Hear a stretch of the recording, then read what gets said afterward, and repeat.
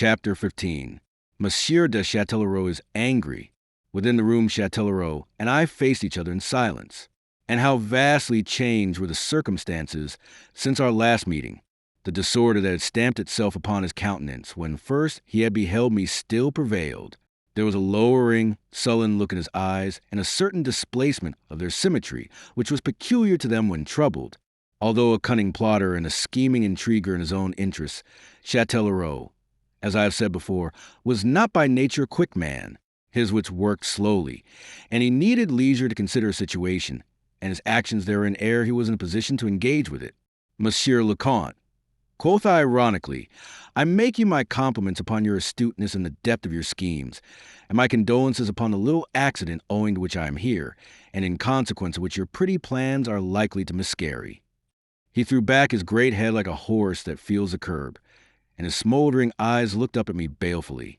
Then his sensuous lips parted in scorn. How much do you know? He demanded with sullen contempt. I have been in that room for the half of an hour, I answered, rapping the partition with my knuckles. The dividing wall, as you will observe, is thin, and I heard everything that passed between you and Mademoiselle de Lavedin. So that Bardelys, known as the Magnificent, Bardelys the mirror of chivalry, Bardelys the arbiter elegantiarum of the court of France, is no better, it seems, than a vulgar spy. If he sought by that word anger me, he failed.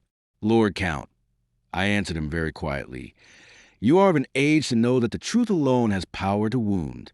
I was in that room by accident, and when the first words of your conversation reached me, I had not been human had I not remained and strained my ears to catch every syllable you uttered. For the rest, let me ask you, my dear Châtellerault, since when have you become so nice that you dare cast it at a man that he has been eavesdropping? You are obscure, monsieur. What is it that you suggest?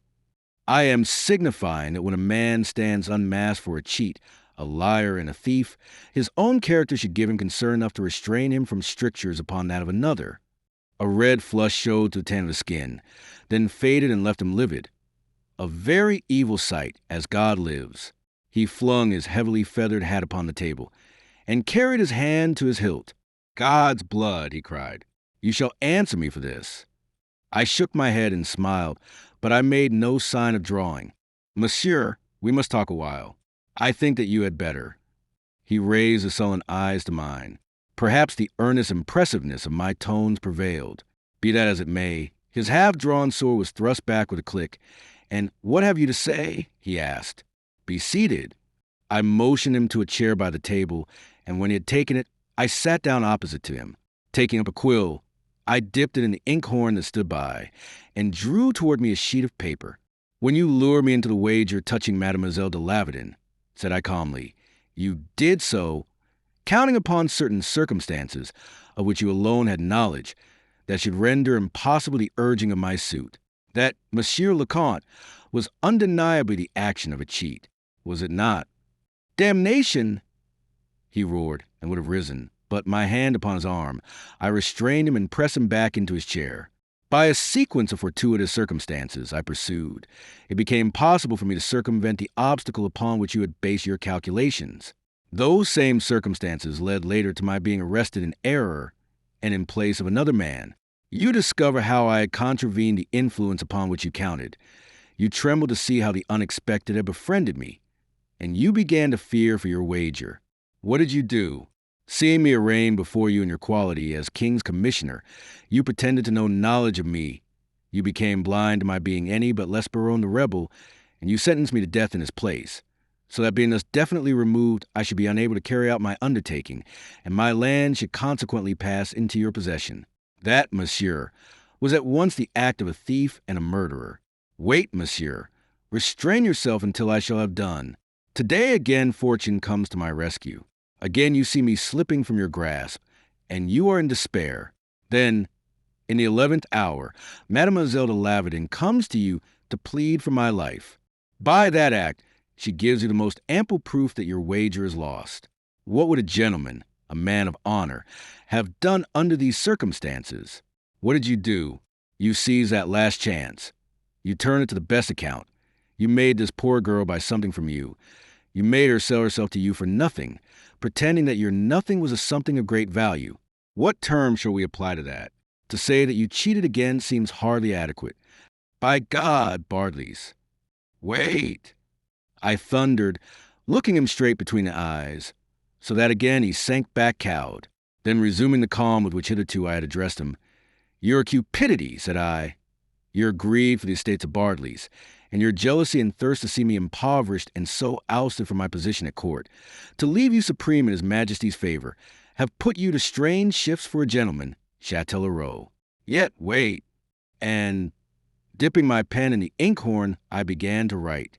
I was conscious of his eyes upon me, and I could imagine his surmisings and bewildered speculations as my pen scratched rapidly across the paper. In a few moments it was done, and I tossed the pen aside. I took up the sandbox. When a man cheats, Monsieur le Comte, and is detected, he is invariably adjudged the loser of his stakes. On that count alone, everything that you have is now mine by rights. Again I had to quell an interruption. But if we waive that point, and proceed upon the supposition that you have dealt fairly and honorably with me, why, then, monsieur, you have still sufficient evidence, the word of mademoiselle herself, in fact, that I have won my wager. And so, if we take this, the most lenient view of the case, I paused to sprinkle sand over my writing, your estates are still lost to you and passed to be my property. Do they, by God? He roared, unable longer to restrain himself, and leaping to his feet. You have done, have you not? You have said all that you can call to mind? You have flung insults and epithets at me enough to earn the cutting of a dozen throats. You have dubbed me cheat and thief. He choked in his passion. Until you have had your fill, is it not so? Now listen to me, Master Bardelys, Master Spy, Master Foon, Master Masquerader. What manner of proceeding was yours to go to Lavedon under a false name? How call you that? Was that perhaps not cheating? No, monsieur, it was not, I answered quietly. It was in the terms of your challenge that I was free to go to Lavedon in what guise I listed, employing what wiles I pleased. But let that be, I ended, and, creasing the paper, I poured the sand back into the box and dusted the document. The point is hardly worth discussing at this time of day. If not one way, why, then, in another, your wager is lost. Is it? He set his arms akimbo and eyed me derisively, his thick-set frame planted squarely before me. You're satisfied that it is so? Quite satisfied, eh? He leered in my face. Why? Then, Monsieur le Marquis, we will see whether a few inches of steel will win it back for me. And once more his hand flew to his hilt. Rising, I flung the document I had accomplished upon the table. Glance first at that, said I. He stopped to look at me in inquiry, my manner sowing so great a curiosity in him that his passion was all scattered before it. Then he stepped up to the table and lifted the paper. As he read, his hand shook, amazement dilated his eyes and furrowed his brow. What does it signify? He gasped. It signifies that, although fully conscious of having won, I prefer to acknowledge that I have lost. I make over to you thus my estates of Bardelys, because, monsieur, I have come to realize that wager was an infamous one in which a gentleman should have had no part. And the only atonement I can make to myself, my honor, and the lady whom we insulted, is that. I do not understand, he complained. I apprehend your difficulty, Comte. The point is a nice one. But understand at least that my Picardy estates are yours. Only, monsieur, you will be well advised to make you a forthwith, for you are not destined yourself to enjoy them. He looked at me, his glance charged with inquiry. His Majesty, I continued, in answer to his glance, is ordering your arrest for betraying the trust he reposed in you and for perverting the ends of justice to do your own private murdering. Mon Dieu, he cried, falling of a sudden unto a most pitiful affright. The king knows. I laughed. In the excitement of these other matters, you have forgotten to ask how I come to be at liberty. I have been to the king, monsieur, and I have told him what has taken place here at Toulouse, and how I was to have gone to the block tomorrow. Cellarat, he cried, you have ruined me. Rage and grief were blent in his accents. He stood before me, livid of face and with hands clenching and unclenching at his sides. Did you expect me to keep such a matter silent? Even had I been so inclined, it had not been easy, for His Majesty had questions to ask me. From what the king said, monsieur, you may count upon mounting the scaffold in my stead. So be advised, and make your will without delay, if you would have your heirs enjoy my Picardy chateau. I have seen terror and anger distort men's countenances, but never have I seen aught to compare with the disorder of Châtellerault at that moment. He stamped and raved and fumed. He poured forth 1,000 orders of speech in his frenzy. He heaped insults upon me and imprecations upon the king, whose lapdog he pronounced me. His short, stout frame was quivering with passion and fear, his broad face distorted by his hideous grimaces of rage. And then, while yet his ravings were in full flow, the door opened, and in stepped the airy Chevalier de Saint Eustache. He stood still, amazed beneath the lintel, marveling to see all this anger, and abashed at beholding me. His sudden appearance reminded me that I had last seen him at Grenade in the Count's company, on the day of my arrest. The surprise that had occasioned me now returned upon seeing him so obviously and intimately seeking Châtellerault. The Count turned on him in his anger. "Well, popinjay," he roared. "What do you want with me?" "Monsieur le Comte!" cried the other, in blent indignation and reproach. "You will perceive that you are coming opportunely." I put in, "Monsieur de Châtellerault is not quite himself." But my speech again drew his attention to my presence, and the wonder grew in his eyes at finding me there. For to him I was still Lesperon the rebel, and he marveled naturally that I should be at large.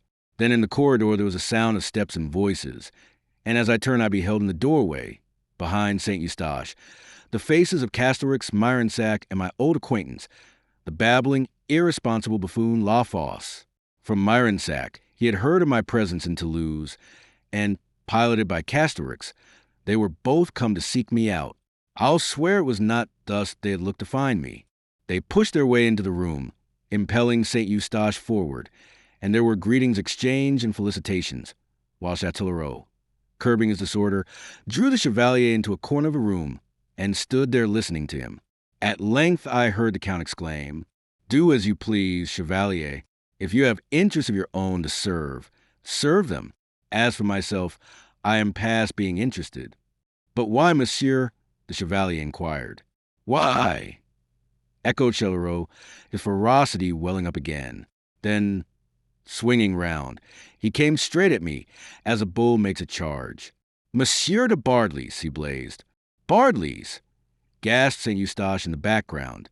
"What now?" I inquired coldly, turning from my friends. "All that you said may be true, and I may be doomed, but I swear before God that you shall not go unpunished. I think, monsieur, that you run a grave risk of perjuring yourself." I laughed. "You shall render me satisfaction ere we part," he cried. "If you do not deem that paper satisfaction enough, then, monsieur, forgive me, but your greed transcends all possibility of being ever satisfied. The devil take your paper and your estates. What shall they profit me when I am dead?" "They may profit your heirs," I suggested. "How shall that profit me?" "That is a riddle that I cannot pretend to elucidate." "You laugh, you knave," he snorted. Then, with an abrupt change of manner, "You do not lack for friends," said he. "Beg one of these gentlemen to act for you, and if you are a man of honor, let us step out into the yard and settle the matter." I shook my head. "I am so much a man of honor as to be careful with whom I cross steel. I prefer to leave you to His Majesty's vengeance. His headsman may be less particular than am I. No, monsieur, on the whole, I do not think that I can fight you." "Kill him," lisped the classic-minded fool. "Play Theseus to this bull of Marathon." Châtellerault stood back, his hands on his hips, his head inclined towards his right shoulder, an insolent leer of expectancy upon his face. "Will that resolve you?" he sneered. "I will meet you," I answered, when I had recovered breath. "But I swear that I shall not help you to escape the headsman." He laughed harshly. "Do I not know it?" he mocked. "How shall killing you help me to escape? Come, Messrs. Sortons, at once." "Sir," I answered shortly, and thereupon we crowded from the room and went pell-mell down the passage to the courtyard at the back. Chapter 16. Swords. La Fosse led the way with me, his arm through mine, swearing that he would be my second. He had such a stomach for a fight, had this irresponsible, irrepressible rhymester, that it mounted to the heights of passion with him. And when I mentioned, in answer to a hint dropped in connection with the edict, that I had the king's sanction for this combat, he was nearly mad with joy. Blood of law fausse, was his oath. The honor to stand by you shall be mine, my Bardelys. You owe it me. For am I not in part to blame for all this ado? Nay, you'll not deny me. That gentleman yonder, with the wildcat mustaches and a name like a Gascon oath, that cousin of Myronsax, has a flare of fight in his nostrils and a craving to be in it.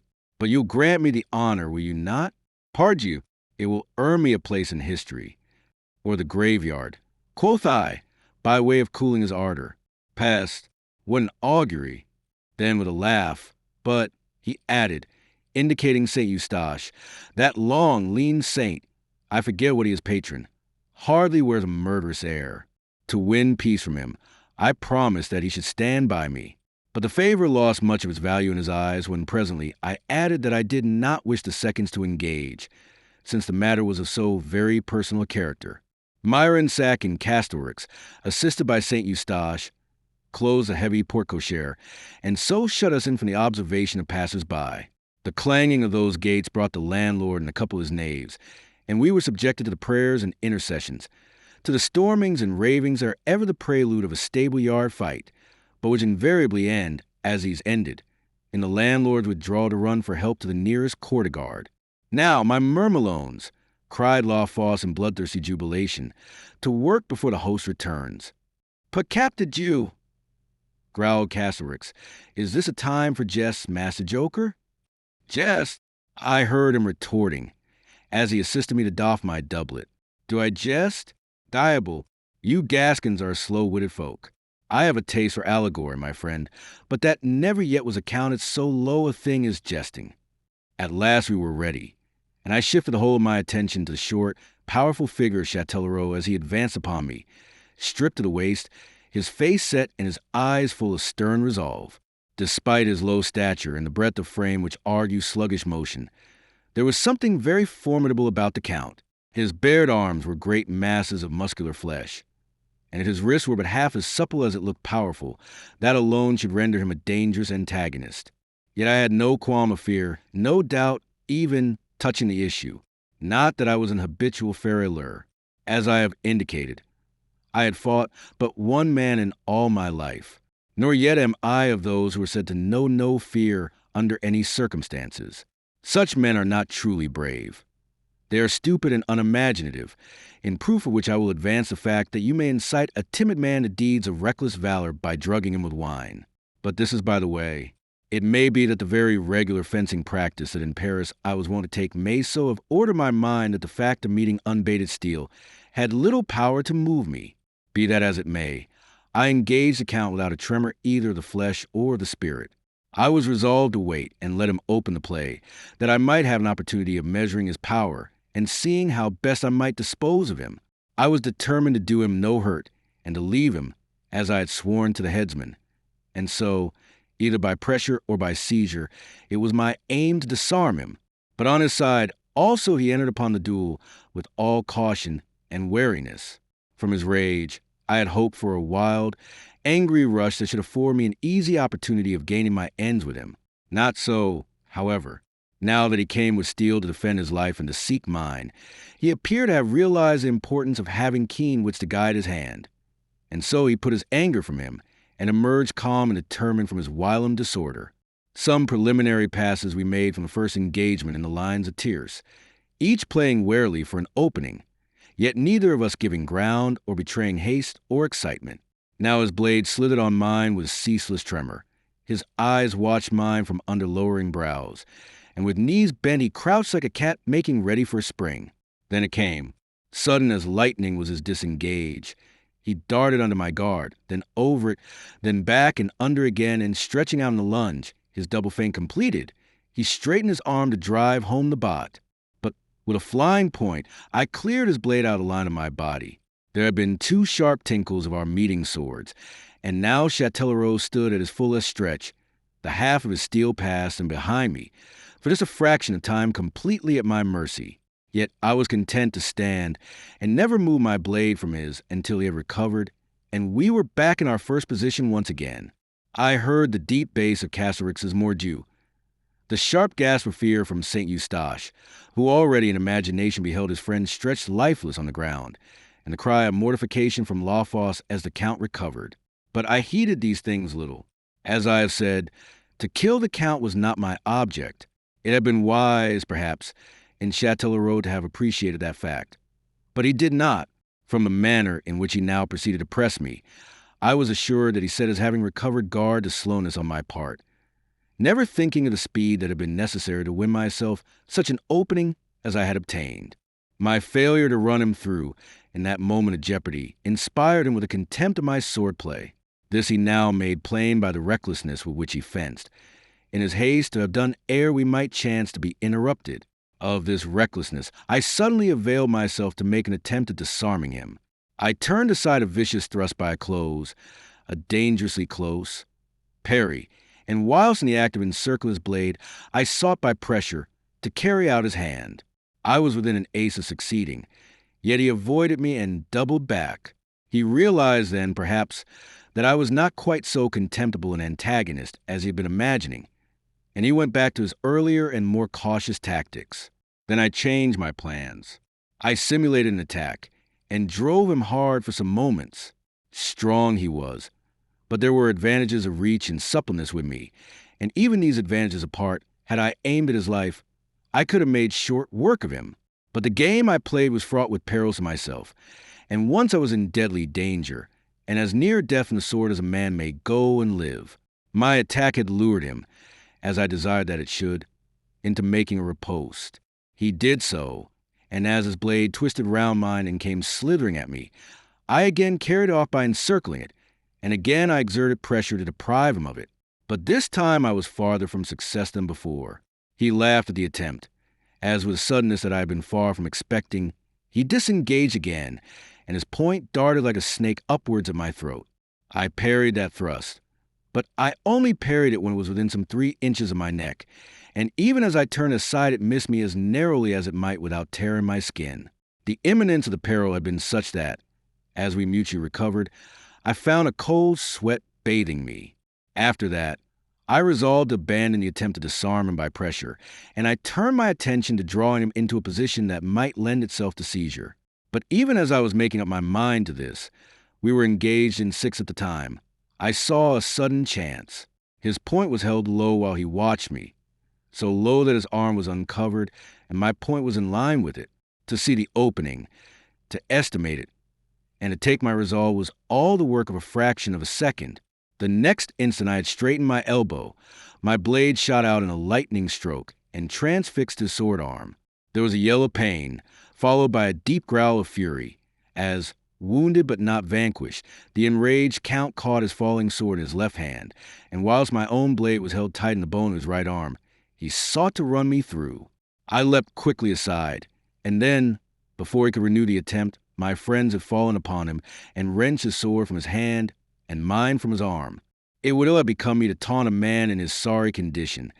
Else might I now have explained to him what I had meant when I had promised to leave him for the headsman, even though I did consent to fight him. Myronsac, Castorix, and Lawfos stood babbling around me, but I paid no heed either to Castorix's patois or to Lawfos's misquotations of classic authors. The combat had been protracted, and the methods I pursued had been of a very exhausting nature. I leaned now against the porte-cochere and mopped myself vigorously. Then Saint Eustache, who was engaged in binding up his principal's arm, called to Lawfos. I followed my second with my eyes as he went across to Châtellerault. The Count stood white, his lips compressed, no doubt from the pain his arm was causing him. Then his voice floated across to me as he addressed Lawfos. "You will do me the favor, monsieur, to inform your friend that this was no first-blood combat, but one of outrance.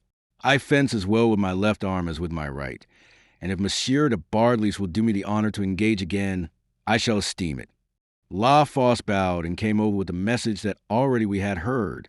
"I fought," said I in answer, "in a spirit very different from that by which Monsieur de Châtellerault appears to have been actuated. He made it incumbent upon me to afford proof of my courage. That proof I have afforded. I decline to do more. Moreover, as Monsieur de Châtellerault himself must perceive, the light is failing us, and in a few minutes it will be too dark for swordplay." "In a few minutes there will be need for none, monsieur," shouted Châtellerault, to save time. He was boastful to the end. Here, monsieur, in any case, come those who will resolve the question. I answered, pointing to the door of the inn. As I spoke, the landlord stepped into the yard, followed by an officer and a half-dozen soldiers. These were no ordinary keepers of the peace, but musketeers of the guard, and at sight of them I knew that their business was not to interrupt the duel, but to arrest my erstwhile opponent upon a much graver charge. The officer advanced straight to Châtellerault. "In the king's name, Monsieur le Comte," said he, "I demand your sword." It may be that at bottom I was still a man of soft heart, unfeeling cynic though they accounted me, for upon remarking the misery and gloom that spread upon Châtellerault's face, I was sorry for him, notwithstanding the much that had schemed against me. Of what his fate would be he could have no shadow of doubt. He knew, none better, how truly the king loved me, and how he would punish such an attempt as had been made upon my life, to say nothing of the prostitution of justice of which he had been guilty, and for which alone he had earned the penalty of death. He stood a moment with bent head, the pain of his arm possibly forgotten in the agony of his spirit. Then, straightening himself suddenly with a proud, half-scornful air, he looked the officer straight between the eyes. "You desire my sword, monsieur?" he inquired. The musketeer bowed respectfully.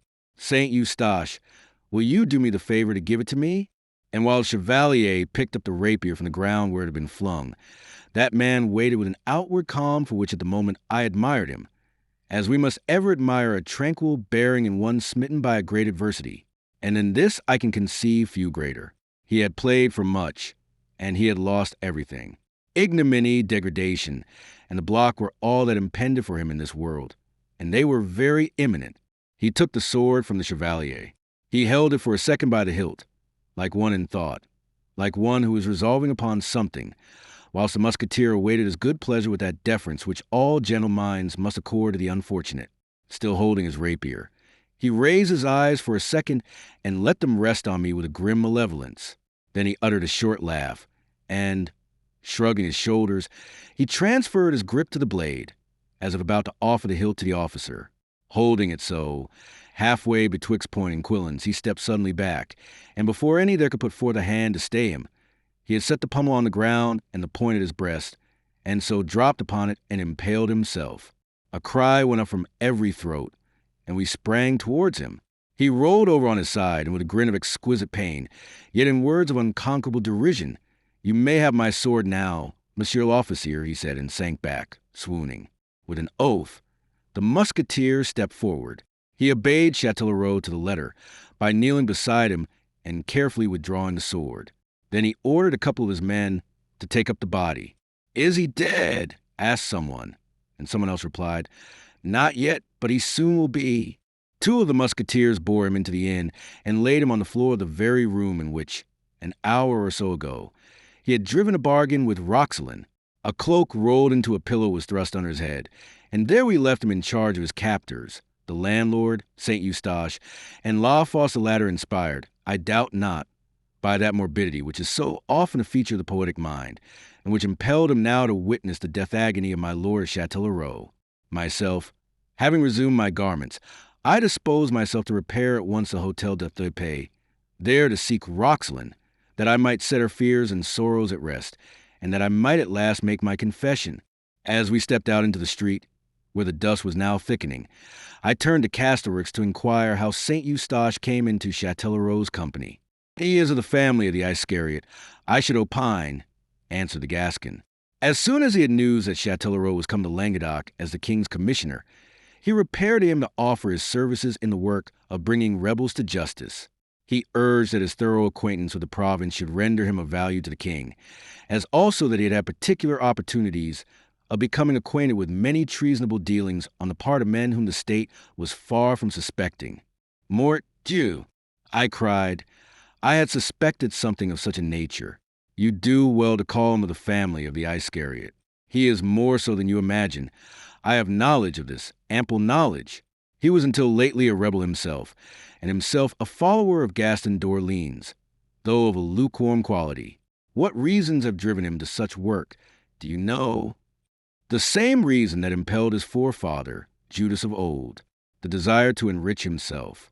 For every hitherto unsuspected rebel that shall be brought to justice, and whose treason shall be proven by his agency, He claims the half of that rebel's confiscated estates. Diable, I exclaimed, and does the keeper of the seals sanction this? Sanction it? Saint Eustache holds a commission, has a free hand and a company of horse to follow him in his rebel hunting. Has he done much so far? Was my next question. He has reduced half a dozen noblemen and their families. The wealth he must thereby have amassed should be very considerable indeed. Tomorrow, Castorix, I will see the king in connection with this pretty gentleman, and not only shall we find him a dungeon deep and dank, but we shall see that he disgorges his blood money. If you can prove his treason, you will be doing blessed work, returned Castorix. Until tomorrow, then, for here is the Hotel de la Paix. From the broad doorway of an imposing building, a warm glow of light issued out and spread itself fan-wise across the ill-paved street. In this, like bats about a lamp, flitted the black figures of gaping urchins and other stragglers, and into this I now passed, having taken leave of my companions. I mounted the steps, and I was about to cross the threshold, when suddenly above a burst of laughter that greeted my ears, I caught the sound of a singularly familiar voice. This seemed raised at present to address such company as might be within. One moment of doubt had I, for it was a month since last I had heard those soft, unctuous accents. Then I was assured that the voice I heard was, indeed, the voice of my steward Ganymede. Castorix's messenger had found him at last, it seemed, and had brought him to Toulouse. I was moved to spring into the room and greet that old retainer for whom, despite the gross and sensuous ways that with advancing years were claiming him more and more, I had a deep attachment. But even as I was on the point of entering, not only his voice, but the very words that he was uttering floated out to my ears, and they were of a quality that held me there to play the hidden listener for the second time in my life in one and the same day. Chapter 17. The Babbling of Ganymede. Never until that hour, as I stood in the porch of the Hotel de la Paix, hearkening to my henchman's narrative and to the bursts of laughter which ever and anon it provoked from his numerous listeners, had I dreamed of the raconteur talents which Rodinard might boast. Yet was I very far from being appreciative now that I discovered them, for the story that he told was of how one Marcel St. Pol, Marquis de Bardelys, had laid a wager with the Comte de Châtellerault that he would woo and win Mademoiselle de Lavedon to wife within 3 months. Nor did he stop there. Rodinard, it would seem, was well informed. He had drawn all knowledge of the state of things from Castorix's messenger, and later, I know not from whom, at Toulouse, since his arrival. He regaled the company, therefore, with a recital of our finding the dying Lesperon, and of how I had gone off alone, and evidently assumed the name and role of that prescribed rebel, and thus conducted my wooing under sympathy-inspiring circumstances at Lavedon. Then came, he announced, the very cream of the jest, when I was arrested as Lesperon and brought to Toulouse and a trial in Lesper instead. He told them how I had been sentenced to death in the other man's place, and he assured them that I would certainly have been beheaded upon the morrow, but that news had been borne to him, Rodinard, of my plight, and he was come to deliver me. My first impulse upon hearing him tell the wager had been to stride into the room and silence him by my coming. That I did not obey that impulse was something that presently I was very bitterly to regret. How it came that I did not, I scarcely know. I was tempted, perhaps, to see how far this henchman, whom for years I had trusted, was unworthy of that trust.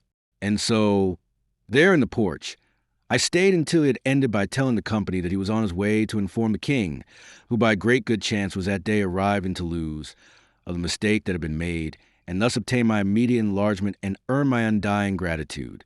Again I was on the point of entering to administer a very stern reproof to that talkative rogue, when of a sudden there was commotion within. I caught a scraping of chairs, a dropping of voices, and then suddenly I found myself confronted by Roxelane de Lavedon herself, issuing with a page and a woman in attendance. For just a second her eyes rested on me, and the light coming through the doorway at her back boldly revealed my countenance. And a very startled countenance it must have been, for in that fraction of time I knew that she had heard all that Rodinard had been relating. Under that instant's glance of her eyes, I felt myself turn pale. A shiver ran through me, and the sweat started cold upon my brow. Then her gaze passed from me and looked beyond into the street, as though she had not known me. Whether in her turn she paled or reddened I cannot say, for the light was too uncertain. Next followed what seemed to me an interminable pause, although, indeed, it can have been no more than a matter of seconds. I and a but few.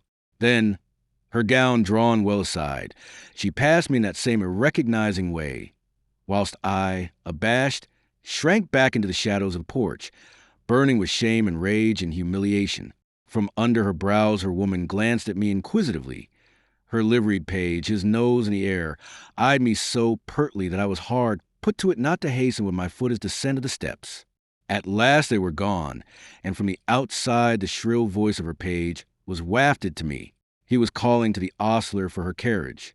Standing, in my deep mortification, where she had passed me, I conjectured from that demand that she was journeying to Laverton. She knew now how she had been cheated on every hand, first by me and later, that very afternoon, by Châtellerault, and her resolve to quit Toulouse could but signify that she was done with me for good, that it had surprised her to find me at large already. I fancied I had seen in her momentary glance, but her pride had been quick to conquer and stifle all signs of that surprise. I remained where she had passed me until her coach had rumbled away into the night, and during the moments that elapsed I stood arguing with myself and resolving upon my course of action. But despair was fastening upon me. I had come to Hotel de l'Épée, exulting, joyous, and confident of victory. I had come to confess everything to her, and by virtue of what I had done that confession was rendered easy. I could have said to her, "The woman whom I wagered to win was not you, Roxelane, but a certain Mademoiselle de Laverton. Your love I have won, but that you may foster no doubts of my intentions, I have paid my wager and acknowledged defeat. I have made over to Châtellerault and to his heirs for all time my estates of Bardelys."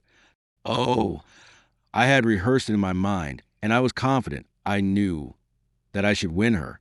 And now, the disclosure of that shameful traffic coming from other lips than mine had ruined everything by forestalling my avowal. Rodnard should pay for it. By God, he should. Once again did I become a prey to the passion of anger which I have ever held to be unworthy in a gentleman, but to which it would seem that I was growing accustomed to give way. The ostler was mounting the steps at the moment. He carried in his hand a stout horsewhip with a long knotted thong. Hastily muttering a "by your leave," I snatched it from him and sprang into the room.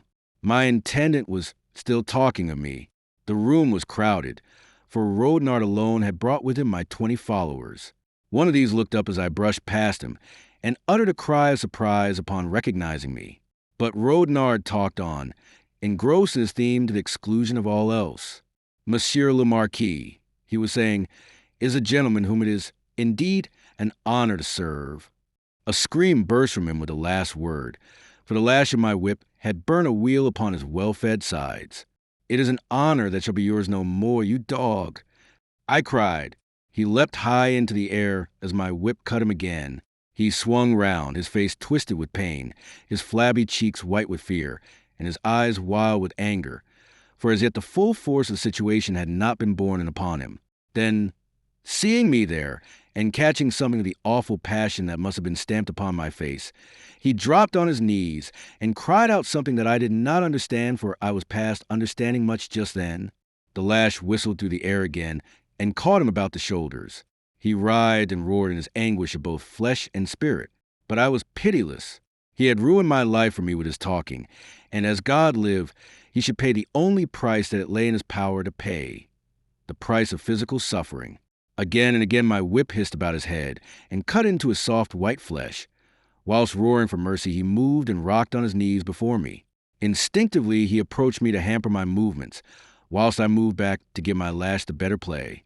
He held out his arms and joined his fat hands in supplication, but the lash caught them in its sinuous, tormenting embrace and started a red wheal across their whiteness.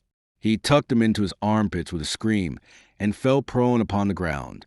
Then I remembered that some of my men essayed to restrain me, which to my passion was as the wind to a blaze. I cracked my whip about their heads, commanding them to keep their distance lest they were minded to share his castigation. And so fearful an air must I have worn, that, daunted, they hung back and watched their leader's punishment in silence. When I think of it now, I take no little shame at the memory of how I beat him. It is, indeed, with deep reluctance and yet deeper shame that I have brought myself to write of it. If I offend you with this account of that horsewhipping, let necessity be my apology. For the horsewhipping itself I have, unfortunately, no apology, save the blind fury that obsessed me, which is no apology at all. Upon the morrow, I repented me already with much bitterness. But in that hour I knew no reason. I was mad, and of my madness was born this harsh brutality. You would talk of me and my affairs in tavern, you hound. I cried, out of breath both by virtue of my passion and my exertions. Let the memory of this act as a curb upon your poisonous tongue in future. Monseigneur, he screamed. Misericor, Monseigneur. You shall have mercy, just so much mercy as you deserve. Have I trusted you all these years, and did my father trust you before me for this? Have you grown sleek and fat and smug in my service that you should requite me thus? Sanged you, Rodnard. My father had hanged you for the half of the talking that you have done this night. You dog, you miserable knave. Monseigneur, he shrieked again, forgive! For your sainted mother's sake, forgive! Monseigneur, I did not know. But you are learning, cur, you are learning by the pain of your fat carcass. Is it not so, carrion? He sank down, his strength exhausted, a limp, moaning, bleeding mass of flesh, into which my whip still cut relentlessly. I have a picture in my mind of that ill-lighted room, of the startled faces on which the flickering glimmer of the candle shed odd shadows, of the humming and cracking of my whip, of my own voice raised in oaths and epithets of contempt, of Rodnard's screams, of the cries raised here and there in remonstrance or in entreaty, and of some more bold that called shame upon me. Then others took up that cry of shame, so that at last I paused and stood there drawn up to my full height, as if in challenge. Towering above the heads of any in that room, I held my whip menacingly. I was in use of criticism, and their expressions of condemnation roused me. Who questions my right? I demanded arrogantly, whereupon they won and all fell silent. If any here be bold enough to step out, he shall have my answer. Then, as none responded, I signified my contempt for them by a laugh. Monseigneur, wailed Rodnard at my feet, his voice growing feeble. By way of answer, I gave him a final cut, then I flung the whip, which had grown ragged in the fray, back to the ostler from whom I had borrowed it. Let that suffice you, Rodnard, I said, touching him with my foot. See that I never set eyes upon you again, if you cherish your miserable life. Not that, Monseigneur, groaned the wretch. Oh, not that. You have punished me. You have whipped me until I cannot stand. Forgive me, Monseigneur, forgive me now. I have forgiven you, but I never wish to see you again, lest I should forget that I have forgiven you. Take him away, some of you. I bade my men, and in swift, silent obedience 2 of them stepped forward and bore the groaning, sobbing fellow from a room. When that was done, host, I commanded, prepare me a room, attend me, a couple of you. I gave orders thereafter for the disposal of my baggage, some of which my lackeys brought up to the chamber that the landlord had in haste made ready for me. In that chamber I sat until very late, a prey to the utmost misery and despair. My rage being spent, I might have taken some thought for poor Ganymede in his condition, but my own affairs crowded over heavily upon my mind, and sat the undisputed rulers of my thoughts that night. At one moment I considered journeying to Lavedon, only to dismiss the idea the next. What could it avail me now? Would Roxalyn believe the tale I had to tell? Would she not think, naturally enough, that I was but making the best of the situation, and that my avowal of the truth of a story which it was not in my power to deny was not spontaneous, but forced from me by circumstances? No, there was nothing more to be done. A score of amours had claimed my attention in the past and received it. Yet there was not one of those affairs whose miscarriage would have afforded me the slightest concern or mortification. It seemed like an irony, like a die's ire, that it should have been left to this first true passion of my life to have gone awry. I slept ill when at last I sought my bed, and through the night I nursed my bitter grief, huddling to me the corpse of the love she had borne me, as a mother may the corpse of her firstborn. On the morrow I resolved to leave Toulouse, to quit this province wherein so much had befallen me, and repair to Bugency, there to grow old in misanthropical seclusion. I had done with courts. I had done with love and with women. I had done, it seemed to me, with life itself. Prodigal had it been in gifts that I had not sought of it. It had spread my table with the richest offerings, but they had been little to my palate, and I had nauseated quickly. And now, when here in this remote corner of France it had shown me the one prize I coveted. It had been swift to place it beyond my reach, thereby sowing everlasting discontent and misery in my hitherto pampered heart. I saw Casterix that day, but I said no word to him of my affliction. He brought me news of Châtellerault. The Count was lying in a dangerous condition at the Auberge Royale and might not be moved. The physician attending him all but despaired of his life. "He is asking to see you," said Casterix. But I was not minded to respond. For all that he had deeply wronged me, for all that I despised him very cordially, the sight of him in his present condition might arouse my pity, and I was in no mood to waste upon such a one as Châtellerault even on his deathbed, a quality of which I had so dire need just then for my own case. "I will not go," said I after deliberation. "Tell him from me that I forgive him freely if it be that he seeks my forgiveness. Tell him that I bear him no rancor, and that he had better make his will to save me trouble hereafter, if he should chance to die." I said this because I had no mind, if he should perish intestate, to go in quest of his next heirs, and advise them that my late Picardy estates were now their property. Casterix sought yet to persuade me to visit the Count, but I held firmly to my resolve. "I am leaving Toulouse today," I announced. "Whither do you go?" "To hell, or to Beaugency. I scarce know which, nor does it matter." He looked at me in surprise, but, being a man of breeding, asked no questions upon matters that he accounted secret. "But the king," he ventured presently. "His Majesty has already dispensed me from my duties by him." Nevertheless, I did not go that day. I maintained the intention until sunset. Then, seeing that it was too late, I postponed my departure until the morrow. I can assign no reason for my dallying mood. Perhaps it sprang from the inertness that pervaded me. Perhaps some mysterious hand detained me. Be that as it may, that I remained another night at the Hotel de la Paix was one of those contingencies which, though slight and seemingly inconsequential in themselves, lead to great issues. Had I departed that day for Beaugency, it is likely that you had never heard of me, leastways, not from my own pen. For what so far I have told you, without that which is to follow, there is happily little that was worth the labor of setting down. In the morning, then, I set out, but having started late, we got no farther than Grenade, where we lay the night once more at the Hotel de la Couronne. And so, through having delayed my departure by a single day, did it come to pass that a message reached me before it might have been too late. It was high noon of the morrow. Our horses stood saddled. Indeed, some of my men were already mounted, for I was not minded to disband them until Beaugency was reached, and my 2 coaches were both ready for the journey. The habits of a lifetime are not so easy to abandon, even when necessity raises her compelling voice. I was in the act of settling my score with the landlord when suddenly there were quick steps in the passage, the clank of a rapier against the wall, and a voice, the voice of Casterix, calling excitedly Bardelys, "Monsieur de Bardelys, what brings you here?" I cried in greeting as he stepped into the room. "Are you still for Beaugency?" he asked sharply, throwing back his head. "Why, yes," I answered, wondering at this excitement. "Then you have seen nothing of St. Eustache and his men?" "Nothing. Yet they must have passed this way not many hours ago." Then, tossing his hat on the table and speaking with sudden vehemence, "If you have any interest in the family of Lavedon, you will return upon the instant to Toulouse." The mention of Lavedon was enough to quicken my pulses.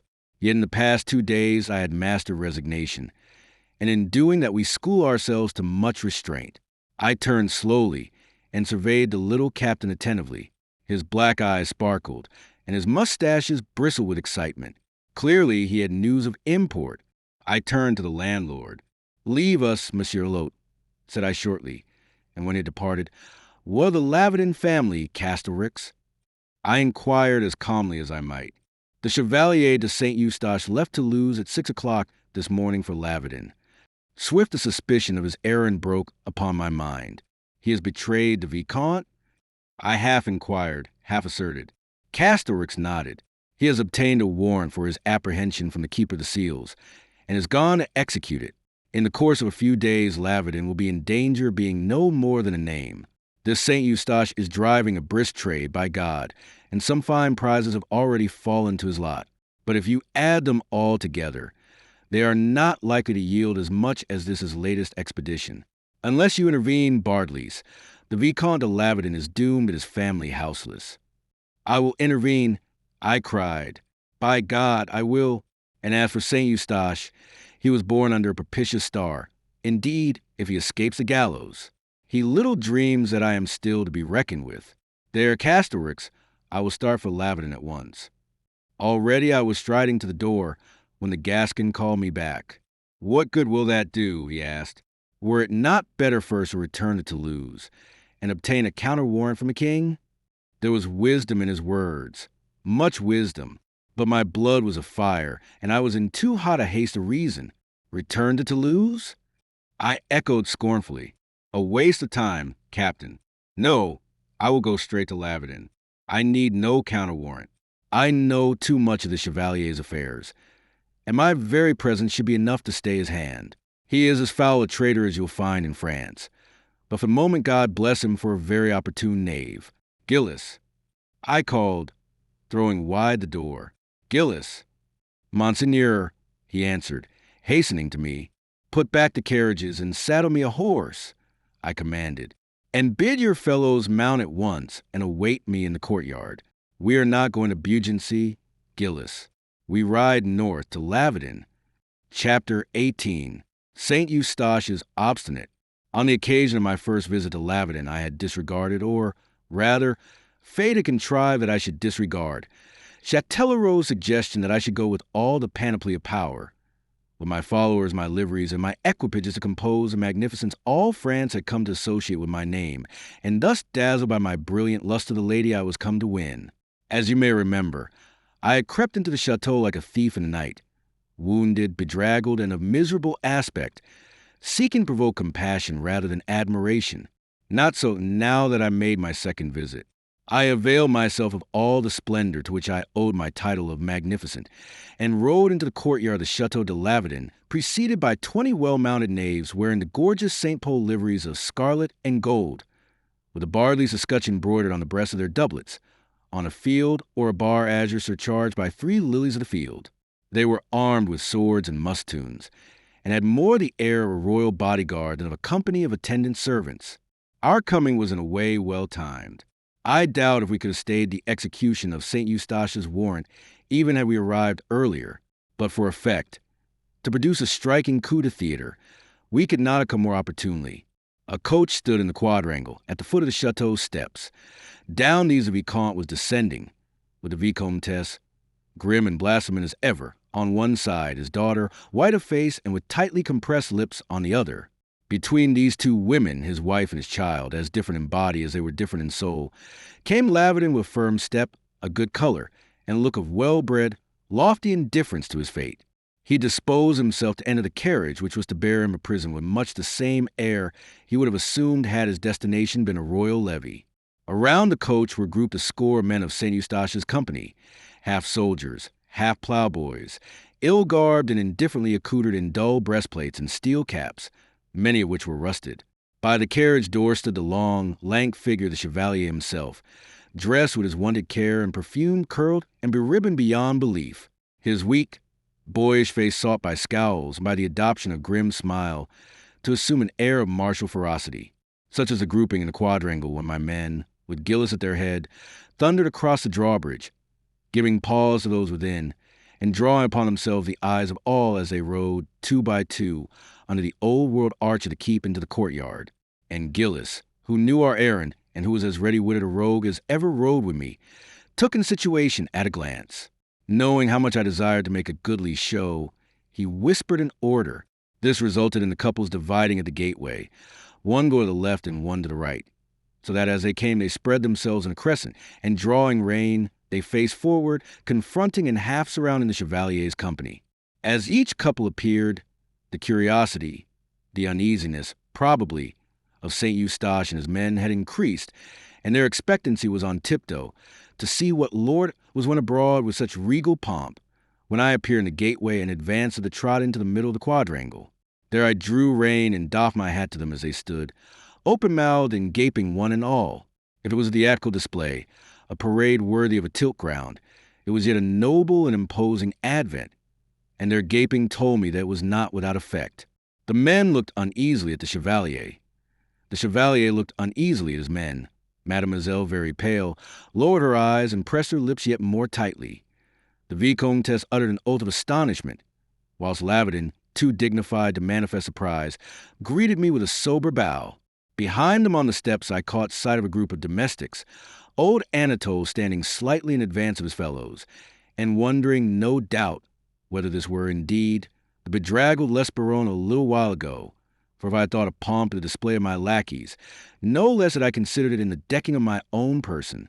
Without any of the ribbons and fopperies that marked the coxcomb, yet was I clad, plumed, and armed with a magnificence such as I'll swear had not been seen within the grey walls of that old castle in the lifetime of any of those that were now present. Gillis leapt from his horse as I drew rein, and hastened to hold my stirrup, with a murmured "Monsieur," which title drew a fresh astonishment into the eyes of the beholders. I advanced leisurely toward St. Eustache, and addressed him with such condescension as I might a groom. To impress and quell a man of this type, your best weapon is the arrogance that a nobler spirit would resent. A world of odd meetings this, St. Eustache. I smiled disdainfully. A world of strange comings and goings, and of strange transformations. The last time we were here we stood mutually as guests of Monsieur le Vicomte. At present you appear to be officiating, as a tipstaff. Monsieur. He colored, and he uttered the word in accents of awakening resentment. I looked into his eyes, coldly, impassively, as if waiting to hear what he might have to add, and so I stayed until his glance fell and his spirit was frozen in him. He knew me, and he knew how much I was to be feared. A word from me to the king might send him to the wheel. It was upon this I played. Presently, as I fell, "Is your business with me, Monsieur de Bardelys?" he asked, and at that utterance of my name there was a commotion on the steps, whilst the Vicomte started, and his eyes frowned upon me, and the Vicomtesse looked up suddenly to scan me with a fresh interest. She beheld at last in the flesh the gentleman who had played so notorious a part 10 years ago, in that scandal connected with the Duchesse de Bourgogne, of which she never tired of reciting the details. And think that she had sat at table with him day by day and been unconscious of that momentous fact. Such, I make no doubt, was what passed through her mind at the moment, and, to judge from her expression, I should say that the excitement of beholding the magnificent Bardelys had for the nonce eclipsed beholding even her husband's condition and the imminent sequestration of Lavedin. "My business is with you, Chevalier," said I. "It relates to your mission here." His jaw fell. "You wish?" "To desire you to withdraw your men and quit Lavedin at once, abandoning the execution of your warrant." He flashed me a look of impotent hate. "You know of the existence of my warrant, Monsieur de Bardelys, and you must therefore realize that a royal mandate alone can exempt me from delivering Monsieur de Lavedin to the keeper of the seals." "My only warrant," I answered, somewhat baffled, but far from abandoning hope, "is my word. You shall say to the Garde de Sceaux that you have done this upon the authority of the Marquis de Bardelys, and you have my promise that His Majesty shall confirm my action." In saying that I said too much, as I was quickly to realize. "His Majesty will confirm it, monsieur," he said interrogatively, and he shook his head. "That is a risk I dare not run. My warrant sets me under imperative obligations which I must discharge. You will see the justice of what I state." His tone was all humility, all subservience. Nevertheless, it was firm to the point of being hard. But my last card, the card upon which I was depending, was yet to be played. "Will you do me the honor to step aside with me, Chevalier?" I commanded rather than besought. "At your service, sir," said he, and I drew him out of earshot of those others.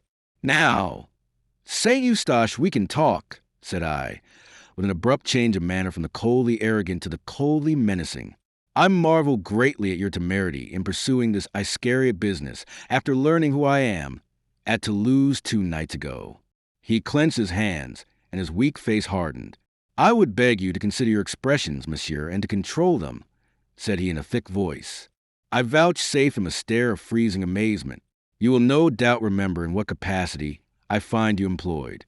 Nay, keep your hand still, St. Eustache.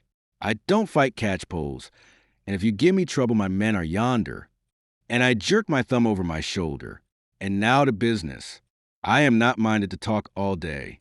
I was saying that I marvel at your temerity, and more particularly at your having laid information against Monsieur de Lavedin, and having come here to arrest him, knowing, as you must know, that I am interested in the Vicomte. I have heard of that interest, monsieur, said he, with a sneer for which I could have struck him. This act of yours, I pursued, ignoring his interpolation, savors very much of flying in the face of destiny. It almost seems to me as if you were defying me. His lip trembled, and his eyes shunned my glance. Indeed, monsieur, he was protesting when I cut him short. You cannot be so great a fool, but that you must realize that if I tell the king what I know of you, you will be stripped of your ill-gotten gains and broken on a wheel for a double traitor, a betrayer of your fellow rebels. But you will not do that, monsieur, he cried. It will be unworthy in you. At that I laughed in his face. Heart of God, are you to be what you please? And do you still expect that men shall be nice in dealing with you? I would do this thing, and by my faith, Monsieur de Eustache, I will do it if you compel me. He reddened and moved his foot uneasily. Perhaps I did not take the best way with him. After all, I might confine myself to sowing fear in his heart. That alone might have had the effect I desired. By visiting upon him at the same time the insults I could not repress, I may have aroused his resistance and excited his desire above all else to thwart me. What do you want of me? He demanded, with a sudden arrogance which almost cast mine into the shade.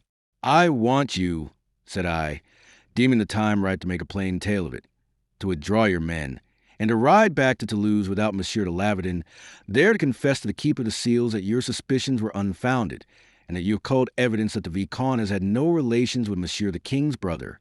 He looked at me in amazement, amusedly, almost. A likely story that abared to the astute gentleman in Toulouse, said he. Ma foi, a most likely story, said I, when they come to consider the profit that you are losing by not apprehending the Vicomte, and can think of none that you are making, they will have little difficulty in believing you. But what of this evidence you refer to?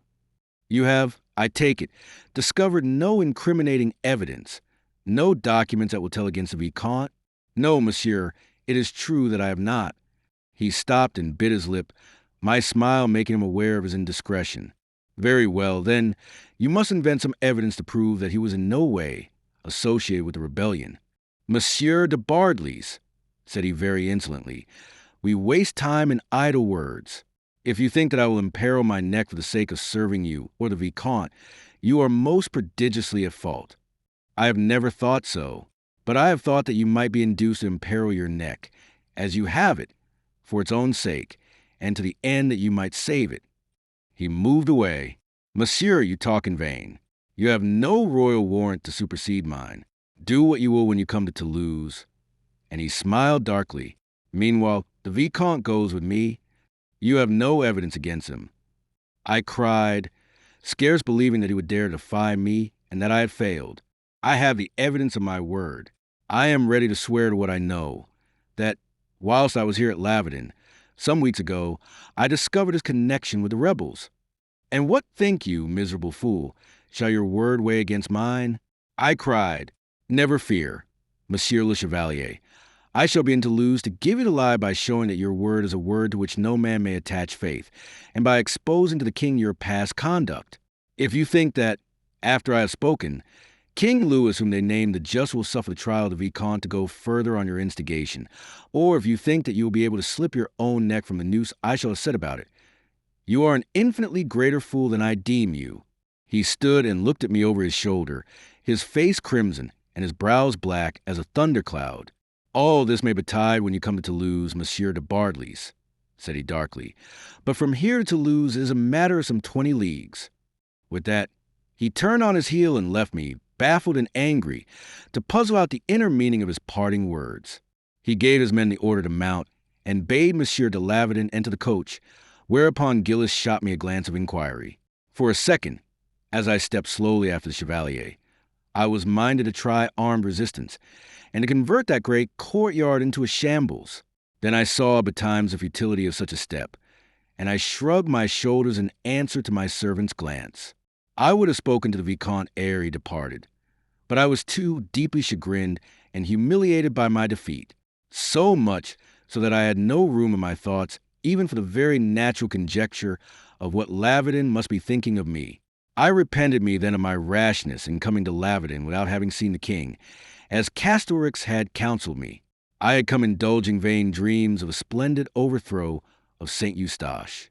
I had thought to shine heroically in Mademoiselle's eyes, and thus I had hoped that both gratitude for having saved her father and admiration at the manner in which I had achieved it would predispose her to grant me a hearing in which I might plead my rehabilitation. Once it were accorded me, I did not doubt I should prevail. Now my dream was all dispelled, and my pride had suffered just such a humiliating fall as the moralists tell us pride must ever suffer. There seemed little left me but to go hence with lambent tail, like a dog that has been whipped, my dazzling escort become a mockery, but that it served the more loudly to advertise my true impotency. As I approached the carriage, the Vicomtesse swept suddenly down the steps and came toward me with a friendly smile. "Monsieur de Bardelys," said she, "we are grateful for your intervention in the cause of that rebel my husband."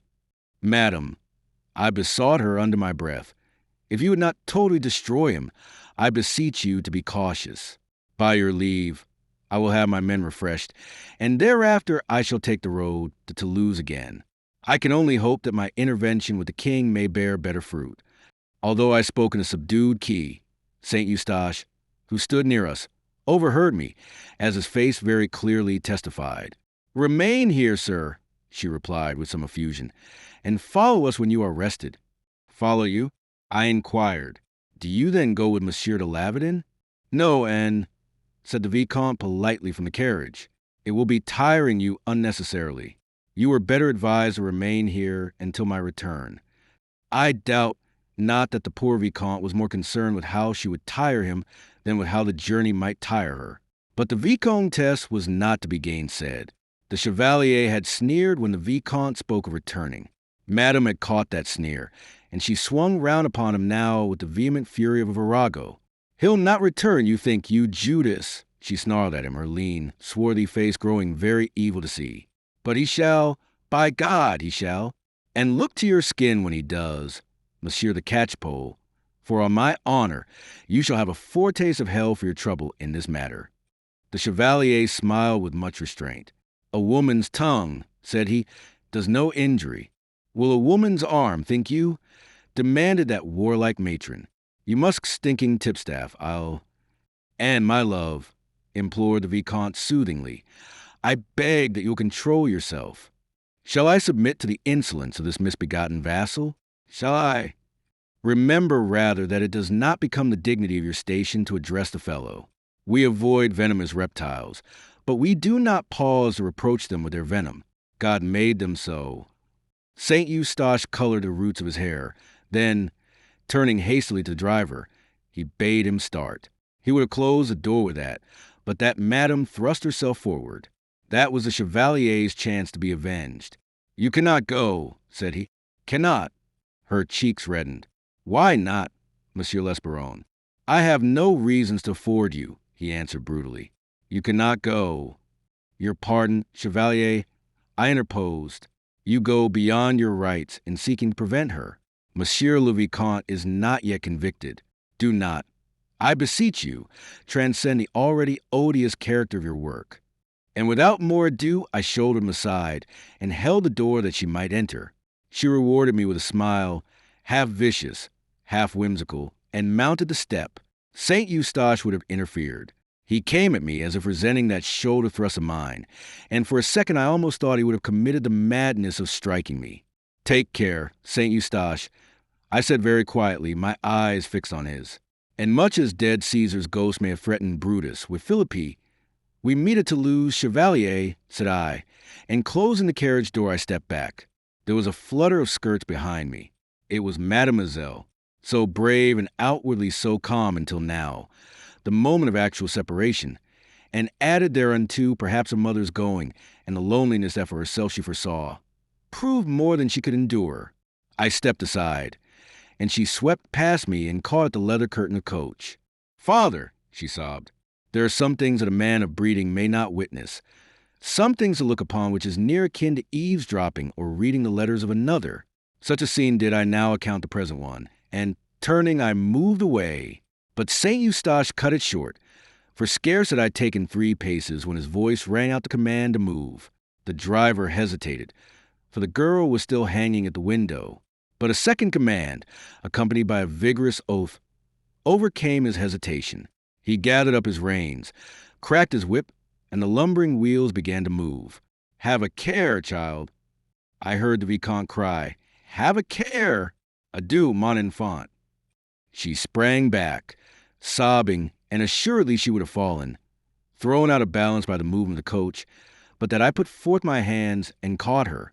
I do not think she knew whose were the arms that held her for that brief space. So desolated was she by the grief so long repressed. At last she realized that it was this worthless Bardelys against whom she rested, this man who had wagered that he would win and wed her, this impostor who had come to her under an assumed name, this knave who had lied to her as no gentleman could have lied, swearing to love her, whilst in reality he did no more than seek to win a wager. When all this she realized, she shuddered a second, then moved abruptly from my grasp, and, without so much as a glance at me, she left me and, ascending the steps of the chateau, she passed from my sight. I gave the order to dismount as the last of St. Eustache's followers vanished under portcullis. Chapter 19. The Flint and the Steel. "Mademoiselle will see you, monsieur," said Anatole at last. Twice already had he carried unavailingly my request that Roxelane should accord me an interview ere I departed. On this, the third occasion, I had bidden him say that I would not stir from Lavardin until she had done me the honor of hearing me. Seemingly, that threat had prevailed where entreaties had been scorned. I followed Anatole from the half-light of the hall in which I had been pacing into the salon, overlooking the terraces and the river, where Roxelane awaited me. She was standing at the farther end of the room by one of the long windows, which was open, for although we were already in the first week of October, the air of Languedoc was as warm and balmy as that of Paris or Picardy is in summer. I advanced to the center of the chamber, and there I paused and waited until it should please her to acknowledge my presence and turn to face me. I was no fledgling. I had seen much. I had learnt much and been in many places, and my bearing was wont to convey it. Never in my life had I been gauche, for which I thank my parents, and if years ago, long years ago, a certain timidity had marked my first introductions to the Louvre and the Luxembourg, that timidity was something from which I had long since parted company. And yet it seemed to me, as I stood in that pretty, sunlit room awaiting the pleasure of that child, scarce out of her teens, that some of the awkwardness I had escaped in earlier years, some of the timidity of long ago, came to me then.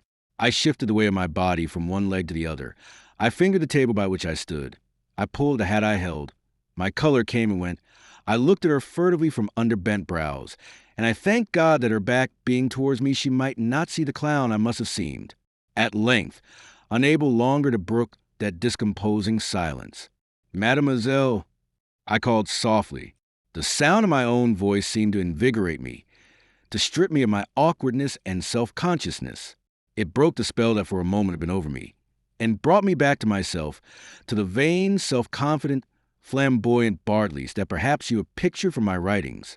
"I hope, monsieur," she answered, without turning, "that what you may have to say may justify in some measure your very importunate insistence." On my life, this was not encouraging, but now that I was master of myself, I was not again so easily to be disconcerted. My eyes rested upon her as she stood almost framed in the opening of that long window. How straight and supple she was, yet how dainty and slight withal. She was far from being a tall woman, but her clean length of limb, her very slightness, and the high-bred poise of her shapely head, conveyed an illusion of height unless you stood beside her. The illusion did not sway me then. I saw only a child, but a child with a great spirit, with a great soul that seemed to accentuate her physical helplessness. That helplessness, which I felt rather than saw, wove into the warp of my love.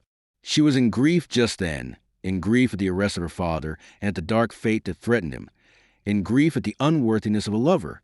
Of the two which might be the more bitter was not mine to judge, but I burned to gather her to me, to comfort and cherish her, to make her one with me, and thus, whilst giving her something of my man's heightened strength, cull from her something of that pure, noble spirit, and thus sanctify my own. I had a moment's weakness when she spoke. I was within an ace of advancing and casting myself upon my knees like any Lenten penitent, to sue forgiveness, but I set the inclination down betimes. Such expedients would not avail me here. What I have to say, mademoiselle, I answered after a pause, would justify a saint descending into hell, or rather, to make my metaphor more apt, would warrant a sinner's intrusion into heaven. I spoke solemnly, yet not too solemnly. The least slur of a sardonic humor was in my tones. She moved her head upon the white column of her neck, and with the gesture one of her brown curls became disordered. I could fancy the upward tilt of her delicate nose, the scornful curve of her lip as she answered shortly, "Then say it quickly, monsieur." And, being thus bidden, I said quickly, "I love you, Roxelyn." Her heel beat the shimmering parquet of the floor. She half turned towards me, her cheek flushed, her lip tremulous with anger. "Will you say what you have to say, monsieur?" she demanded in a concentrated voice. "And having said it, will you go?" "Mademoiselle, I have already said it," I answered with a wistful smile. "Oh," she gasped, then suddenly facing round upon me, a world of anger in her blue eyes that I had known dreamy, but which were now very wide awake. Was it to offer me this last insult you forced your presence upon me? Was it to mock me with those words, me, a woman, with no man about me to punish you? Shame, sir, yet it is no more than I might look for in you. Mademoiselle, you do me grievous wrong. I began. I do you no wrong, she answered hotly, then stopped, unwilling happily to be drawn into contention with me. Enfin, since you have said what you came to say, will you go? And she pointed to the door. Mademoiselle, mademoiselle, I began in a voice of earnest intercession. Go, she interrupted angrily, and for a second the violence of her voice and gesture almost reminded me of the Vicomtesse. I will hear no more from you. Mademoiselle, you shall. I answered no less firmly. I will not listen to you. Talk if you will. You shall have the walls for audience. And she moved towards the door, but I barred her passage. I was courteous to the last degree. I bowed low before her as I put myself in her way. It is all that was wanting, that you should offer me violence, she exclaimed. God forbid, said I. Then let me pass. When you have heard me, I do not wish to hear you. Nothing that you may say can matter to me. Oh, monsieur, if you have any instinct of gentility, if you have any pretension to be accounted anything but mauvais sujet, I beg of you to respect my grief. You witnessed yourself the arrest of my father. This is no season for such a scene as you are creating. Pardon, it is in such a season as this that you need the comfort and support that the man you love alone can give you. The man I love, she echoed, and from flush that they had been, her cheeks went very pale. Her eyes fell for an instant, then they were raised again and their blue depths were offered me. I think, sir, she said through her teeth, that your insolence transcends all belief. Can you deny it? I cried, can you deny that you love me? If you can, why, then you lied to me 3 nights ago at Toulouse. That smote her hard, so hard that she forgot her assurance that she would not listen to me, her promise to herself that she would stoop to no contention with me. If, in a momentary weakness, in my nescience of you as you truly are, I did make some such admission, I did entertain such feelings for you, things have come to my knowledge since then, monsieur, that have revealed you to me as another man. I have learnt something that has utterly withered such love as I then confessed. Now, monsieur, are you satisfied, and will you let me pass? She said the last words with a return of her imperiousness, already angry at having been drawn so far. I am satisfied, mademoiselle, I answered brutally, that you did not speak the truth 3 nights ago. You never loved me. It was pity that deluded you, shame that urged you, shame at the Delilah part you had played, and at your betrayal of me. Now, mademoiselle, you may pass, said I, and I stood aside, assured that as she was a woman, she would not pass me now. Nor did she. She recoiled a step instead. Her lip quivered. Then she recovered quickly. Her mother might have told her that she was a fool for engaging herself in such a duel with me. Me, the veteran of 100 amorous combats. Yet, though I doubt not it was her first assault at arms of this description, she was more than a match for me, as her next words proved. Monsieur, I thank you for enlightening me. I cannot, indeed, have spoken the truth 3 nights ago. You are right. I do not doubt it now, and you lift from me a load of shame. Dieu! It was like a thrust in the high lines, and its hurtful violence staggered me. I was finished, it seemed. The victory was hers, and she but a child with no practice of Cupid's art offense. Now, monsieur, she added, now that you are satisfied that you did wrong to say I loved you, now that we are disposed of that question, adieu. A moment yet, I cried. We have disposed of that. But there was another point, an earlier one, which for the moment we have disregarded. You have disproved the love I was so presumptuous as to believe you foster for me. We have yet to reckon with the love I bear you, mademoiselle, and of that we shall not be able to dispose so readily. With a gesture of weariness or of impatience, she turned aside. What is it you want? What do you seek to gain by thus provoking me? To win your wager? Her voice was cold. Who would have looked upon that childlike face, upon those meek, pondering eyes, could have believed her capable of so much cruelty? There can no longer be any question of my wager. I have lost and paid it, said I. She looked up suddenly. Her brows met in a frown of bewilderment. Clearly this interested her. Again was she drawn. How? She asked. You have lost and paid it? Even so, that odious, cursed, infamous wager was the something which I hinted at so often as standing between you and me. The confession that so often I was on the point of making, that so often you urged me to make, concerned that wager. Would to God, Roxelane, that I had told you. I cried, and it seemed to me that the sincerity ringing in my voice drove some of the harshness from her countenance, some of the coldness from her glance. Unfortunately, I pursued, it always seemed to me either not yet time or already too late. Yet so soon as I regained my liberty, my first thought was of that. While the wager existed, I might not ask you to become my wife, lest I should seem to be carrying out the original intention which embarked me upon the business of wooing you, and brought me here to Languedoc. And so my first step was to seek out Châtellerault and deliver him my note of hand for my Picardy possessions, the bulk, by far the greater bulk, of all my fortune. My second step was to repair to you at the Hôtel de l'Épée. At last I could approach you with clean hands. I could confess what I had done. And since it seemed to me that I had made the utmost atonement, I was confident of success. Alas, I came too late. In the porch of the Auberges, I met you as you came forth. From my talkative intendant, you had learnt already the story of that bargain into which Bardelys had entered. You had learned who I was, and you thought that you had learnt why I wooed you. Accordingly, you could but despise me. She had sunk into a chair. Her hands were folded in a listless manner in her lap, and her eyes were lowered, her cheeks pale. But the swift heave of her bosom told me that my words were not without effect. Do you know nothing of the bargain that I made with Châtellerault? She asked in a voice that held, I thought, some trace of misery. Châtellerault was a cheat. I cried. No man of honor in France would have accounted himself under obligation to pay that wager. I paid it, not because I thought the payment due, but that by its payment I might offer you a culminating proof of my sincerity. Be that as it may, said she, I pass in my word to marry him, if he set you at liberty. The promise does not hold, for when you made it, I was at liberty already. Besides, Châtellerault is dead by now, or very near it. Dead, she echoed, looking up. Yes, dead. We fought. The ghost of a smile of scornful understanding passed like a ray of light across her face. Pardieu, I cried. You do me a wrong there. It was not by my hands that he fell. It was not by me that the duel was instigated. And with that I gave her the whole details of the affair, including the information that Châtellerault had been no party to my release, and that for his attempted judicial murder of me, the king would have dealt very hardly with him had he not saved the king the trouble by throwing himself upon his sword. There was a silence when I had done. Roxelane sat on and seemed to ponder, to let all that I had said sink in and advocate my cause.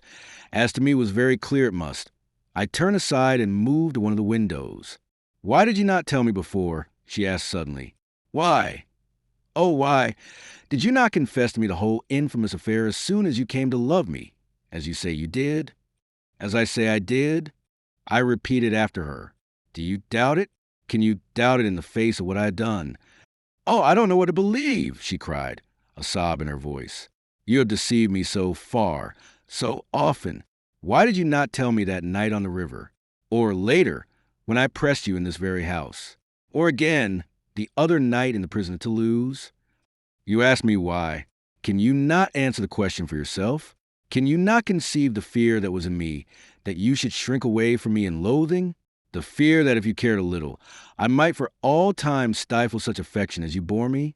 The fear that I must ruin your trust in me? Oh, mademoiselle, can you not see how my only hope lay in first owning defeat to Châtellerault, in first paying the wager? How could you have lent yourself to such a bargain? Was her next question. How indeed? I asked in my turn.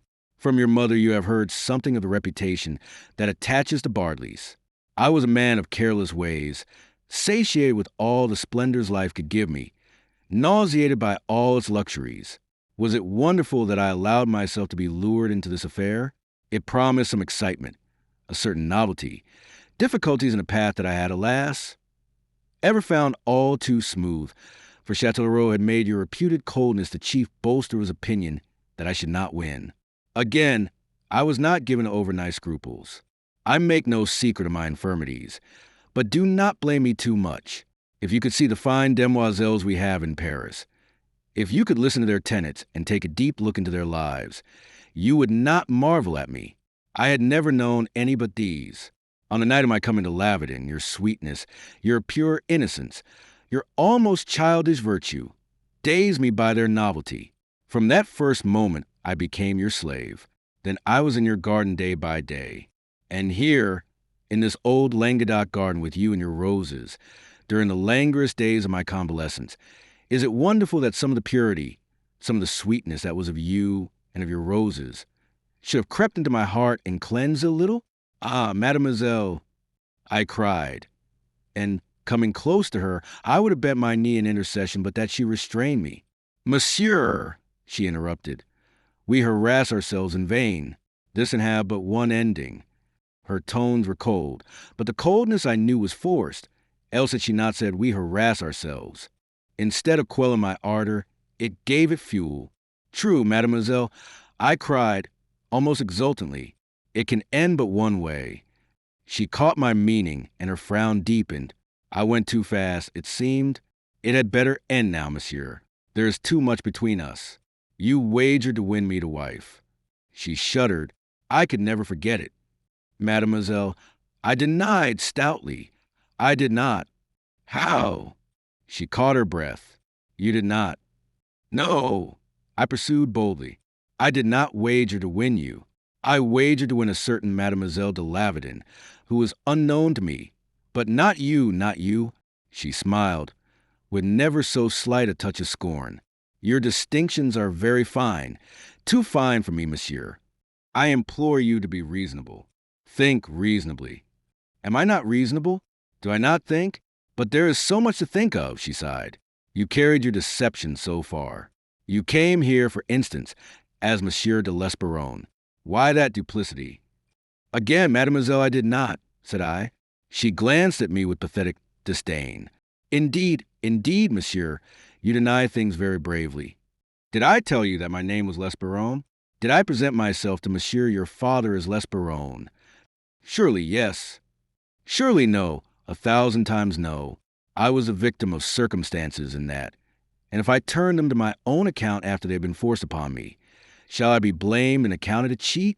Whilst I was unconscious, your father, seeking for a clue to my identity, made an inspection of my clothes.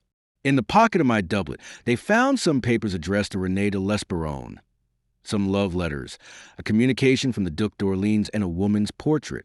From all of this, it was assumed that I was at L'Esperron. Upon my return to consciousness, your father greeted me effusively, whereat I wondered.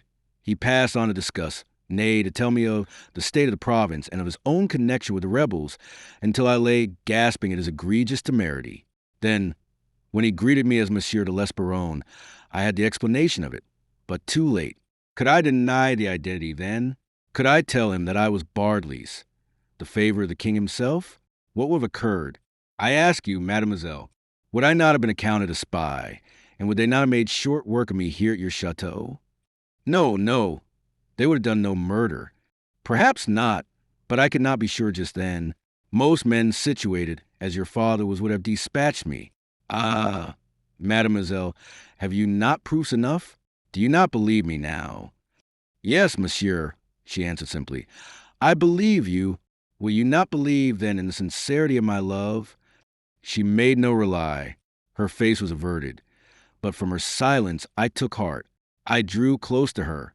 I set my hand upon the tall back of her chair, and, leaning toward her, I spoke with passionate heat as must have melted, I thought, any woman who had not a loathing for me. "Mademoiselle, I am a poor man now. I ended. I am no longer that magnificent gentleman whose wealth and splendor were a byword. Yet am I no needy adventurer. I have a little property at Beaugency, a very spot for happiness, mademoiselle. Paris shall know me no more. At Beaugency I shall live at peace in seclusion, and, so that you come with me, in such joy as in all my life I have done nothing to deserve. I have no longer an army of retainers. A couple of men and a maid or two shall constitute our household. Yet I shall account my wealth well lost if for love's sake you'll share with me the peace of my obscurity. I am poor, mademoiselle, yet no poorer even now than that Gascon gentleman, Renaud de Bardelys, for whom you held me, and on whom you bestowed the priceless treasure of your heart. Oh, might it please God that you had remained that poor Gascon gentleman," she cried.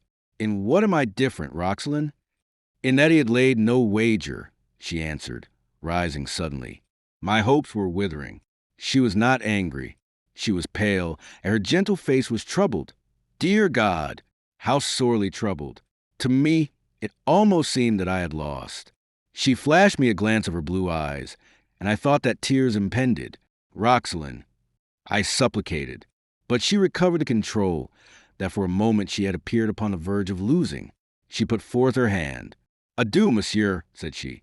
I glanced from her hand to her face. Her attitude began to anger me, for I saw that she was not only resisting me, but resisting herself. In her heart the insidious canker of doubt persisted. She knew, or should have known, that it no longer should have any place there, yet obstinately she refrained from plucking it out. There was that wager. But for that same obstinacy she must have realized the reason of my arguments, the irrefutable logic of my payment. She denied me, and in denying me she denied herself. For that she had loved me, she had herself told me, and that she could love me again I was assured, if she would but see the thing in the light of reason and of justice. "Roxelane, I did not come to Laverton to say good-bye to you. I seek from you a welcome, not a dismissal. Yet my dismissal is all that I can give.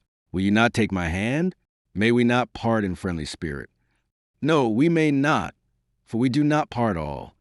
It was as the steel of my determination striking upon the flint of hers. She looked up to my face for an instant. She raised her eyebrows in deprecation.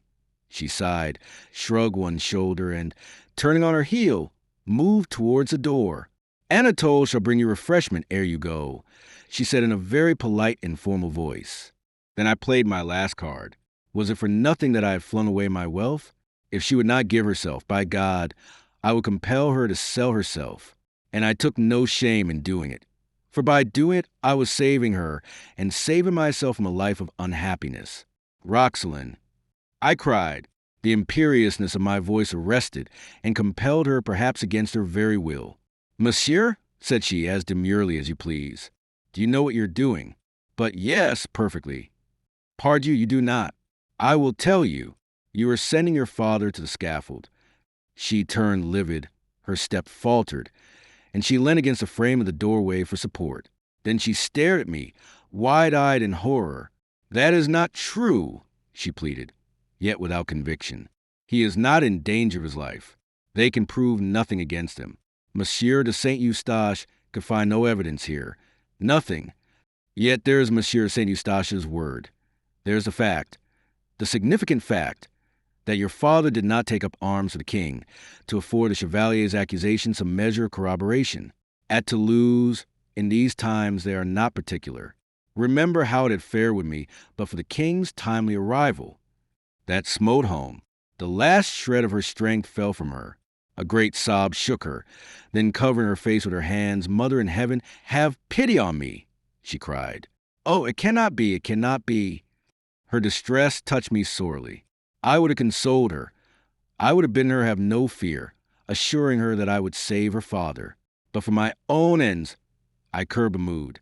I would use this as a cudgel to shatter her obstinacy, and I prayed that God might forgive me if I did aught that a gentleman should account unworthy. My need was urgent, my love all-engrossing. Winning her meant winning life and happiness, and already I had sacrificed so much. Her cry rang still in my ears. It cannot be, it cannot be. I trampled my nascent tenderness underfoot, and in its room I set a harshness that I did not feel, a harshness of defiance and menace. It can be, it will be, and as God lives, it shall be, if you persist in your unreasonable attitude. Monsieur, have mercy. Yes, when you shall be pleased to show me the way to it by having mercy upon me. If I have sinned, I have atoned. But that is a closed question now. To reopen it were futile. Take heed of this, Roxelane. There is one thing, one only in all France can save your father. That is, monsieur? She inquired breathlessly. My word against that of Saint Eustache. My indication to His Majesty that your father's treason is not to be accepted on the accusation of Saint Eustache. My information to the king of what I know touching this gentleman. You will go, monsieur, she implored me. Oh, you will save him. Mon Dieu, to think of the time that we have wasted here, you and I, whilst he is being carried to the scaffold. Oh, I did not dream it was so perilous with him. I was desolated by his arrest. I thought of some months' imprisonment, perhaps, but that he should die. Monsieur de Bardelys, you will save him. Say that you will do this for me.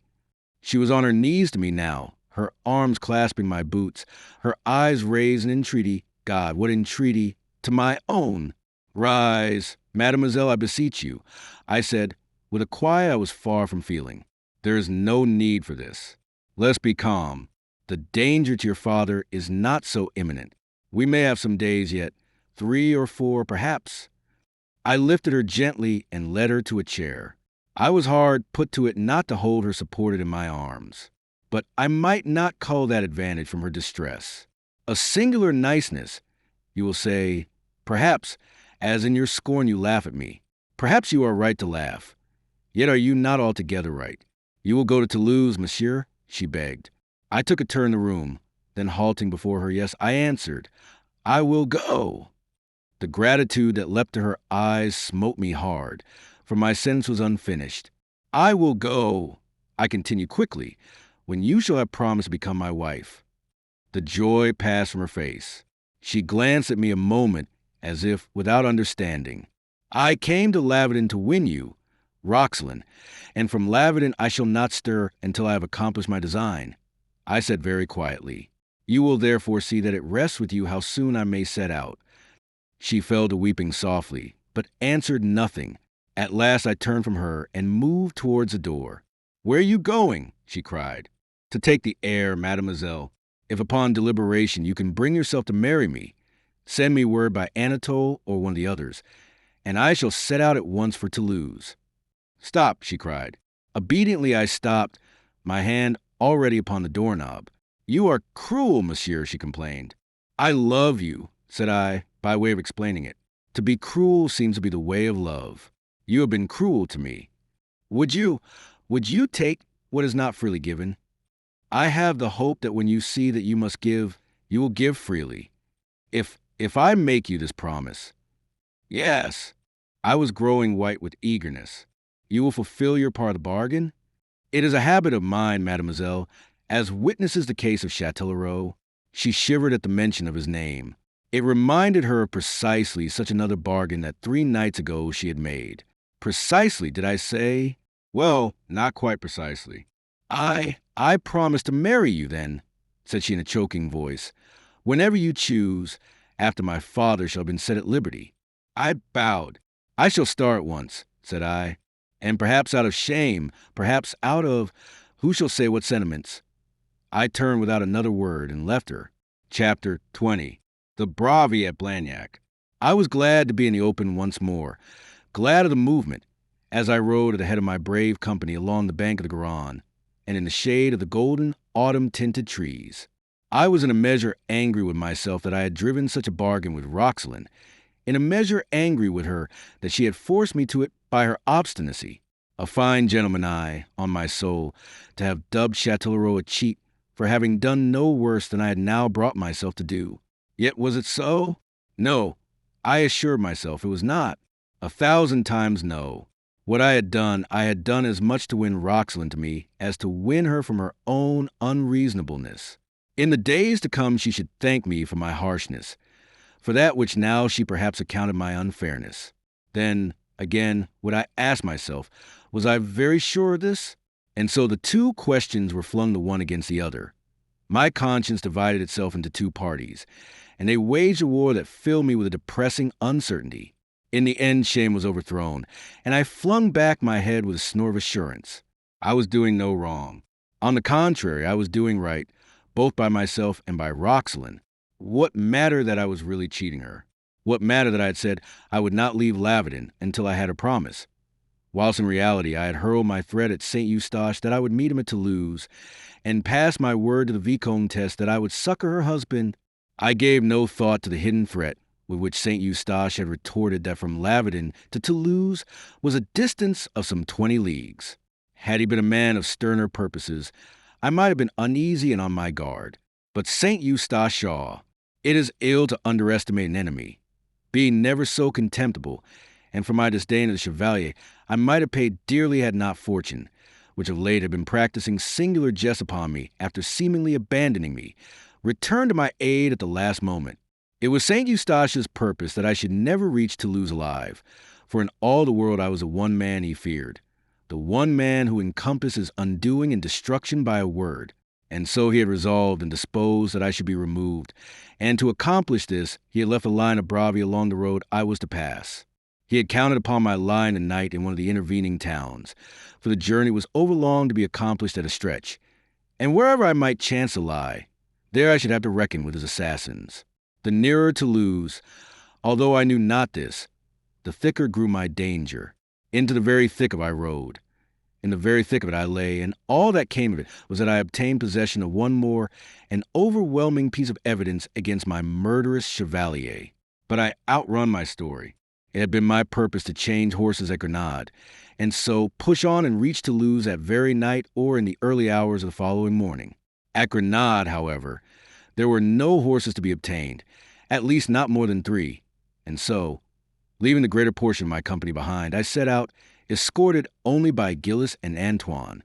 Night had fallen long before we reached L'Espinasse, and with it came foul weather. The wind rose from the west, grew to the violence of a hurricane, and brought with it such a deluge of cold, cutting rain as never had it been my ill chance to ride through. From L'Espinasse to Fenouillet, the road dips frequently, and wherever this occurred it seemed to us that we were riding in a torrent, our horses fetlock deep in mud. Antoine complained in groans. Gilles growled openly, and went the length of begging me, as we rode to the ill-paved, flooded streets of Fenouillet, to go no farther. But I was adamant in my resolve. Soaked to the skin, my clothes hanging sodden about me, and chilled to the marrow though I set my chattering teeth, and swore that we should not sleep until we reached Toulouse. "My God," he groaned, "and we but halfway." "Forward," was all I answered. And so as midnight chimed we left Fenouillet behind us, and dashed on into the open country, and the full fury of the tempest. My servants came after me upon their stumbling horses, whining and cursing by turns, and forgetting in their misery the respect that they were accustomed to pay me. I think now that it was a providence that guided me. Had I halted at Fenouillet, as they would have had me do, it is odds that this chronicle would never have been penned, for likely enough I had had my throat cut as I slept. A providence was it also that brought my horse down within a half-mile of Blagnac, and so badly did it founder that it might not be ridden farther. The beasts my men bestrode were in little better condition, and so, with infinite chagrin, I was forced to acknowledge defeat and to determine that at Blagnac we should lie for the remainder of the night. After all, it mattered little. A couple of hours riding in the morning would bring us to Toulouse, and we would start betimes. I bade Gilles dismount. He had been the louder in his complainings, and follow us afoot, bringing my horse to the Auberge de la Toile at Blagnac, where he would await him. Then I mounted his jaded beast, and, accompanied by Antoine, the last of my retainers, I rode into Blagnac, and pulled up at the sign of the Star. With my whip I smote the door, and I had need to smite hard if I would be heard above the wind that shrieked and howled under the eaves of that narrow street. Yet it almost seemed as if someone were expected, for scarce had my knocking ceased when the door was opened, and the landlord stood there, shading a taper with his hand. For a moment I saw the glow of its light on his rosy, white-bearded face. Then a gust of wind extinguished it. Diable, he swore. An ugly night for traveling. Adding as an afterthought, "You ride late, monsieur. You are a man of supreme discernment, Monsieur Lot," said I testily, as I pushed him aside and stepped into the passage.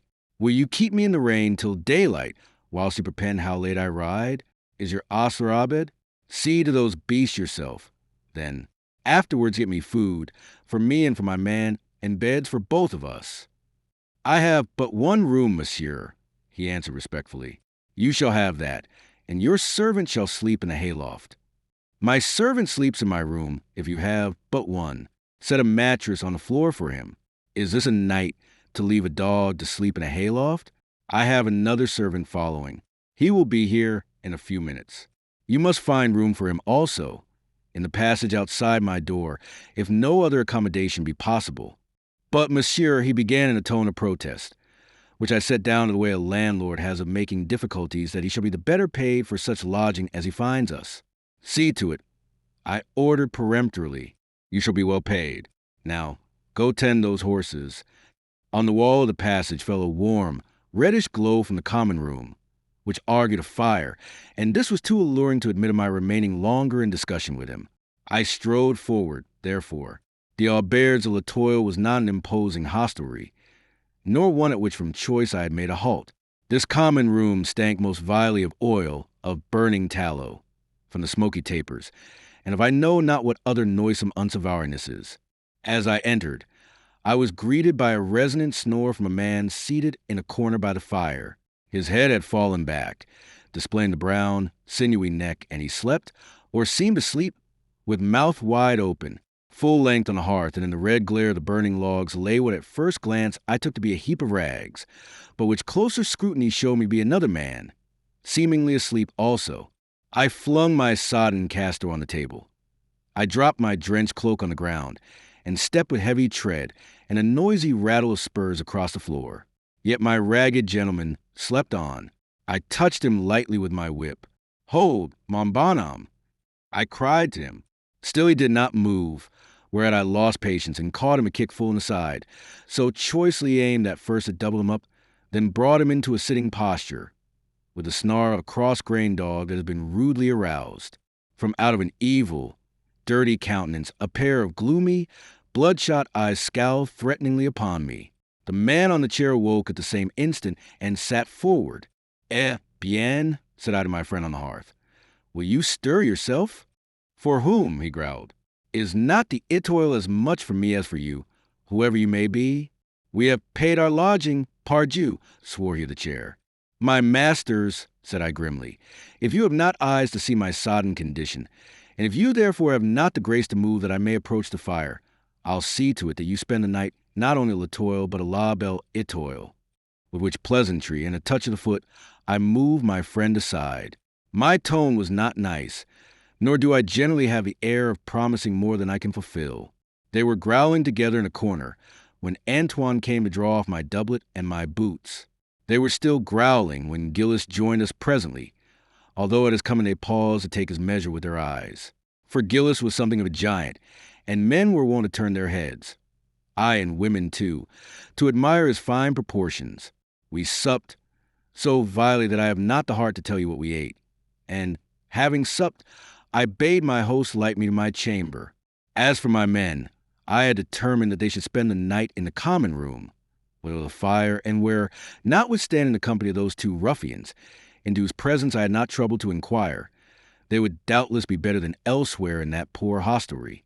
In gathering up my cloak and doublet and other effects to bear them off to the kitchen, the host would have possessed himself also of my sword, but with a laugh I took it from him, remarking that it required no drying. As we mounted the stairs, I heard something above me that sounded like the creaking of a door. The host heard it also, for he stood suddenly still, his glance very questioning. "What was that?" said he. "The wind, I should say." I answered idly, and my answer seemed to reassure him, for with a "Ah, yes, the wind," he went on. Now, for all that I am far from being a man of tremors or unwarranted fears, to tell the truth, the hostelry of the Star was beginning to fret my nerves. I could scarce have told you why had you asked me, as I sat upon the bed after mine host had left me and turned my thoughts to it. It was none of the trivial incidents that had marked my coming, but it was, I think, the combination of them all. First, there was the host's desire to separate me from my men by suggesting that they should sleep in the hayloft, clearly unnecessary when he was not averse to turning his common room into a dormitory. There was this very evident relief when, after announcing that I would have him sleep one in my room and one in the passage by my door, I consented to their spending the night below. There was the presence of those two very ill-looking cutthroats. There was the attempt to carry off my sword. And lastly, there was that creaking door and the host's note of alarm. What was that? I stood up suddenly, had my fancy dwelling upon that very incident. Tricked me into believing that a door had creaked again. I listened, but a silence followed, broken only by a drone of voices ascending from the common room, as I had assured the host upon the stairs. So I now assured myself that it was the wind. The sign bore the inn, perhaps, swaying in the storm. And then, when I had almost dismissed my doubts and was about to divest myself of my remaining clothes, I saw something at which I thanked heaven that I had not allowed the landlord to carry off my rapier. My eyes were on the door, and as I gazed, I beheld the slow raising of the latch. It was no delusion. My wits were keen and my eyes sharp. There was no fear to make me see things that were not. Softly I stepped to the bed rail where I had hung my sword by the baldric, and as softly I unsheathed it. The door was pushed open, and I caught the advance of a stealthy step. A naked foot shot past the edge of the door into my room, and for a second I thought of pinning it to ground with my rapier. Then came a leg, then a half-dressed body surmounted by a face. The face of Rodnard. At sight of it, amazement and 100 suspicions crossed my mind. How, in God's name, came he here, and for what purpose did he steal so into my chamber? But my suspicions perished even as they were begotten. There was so momentous, so alarmingly warning a look on his face as he whispered the one word, Monseigneur, that clearly if danger there was to me it was not from him. What the devil? I began, but at the sound of my voice the alarm grew in his eyes. "S.H.," he whispered, his finger on his lips. "Be silent, Monseigneur, for heaven's sake." Very softly he closed the door.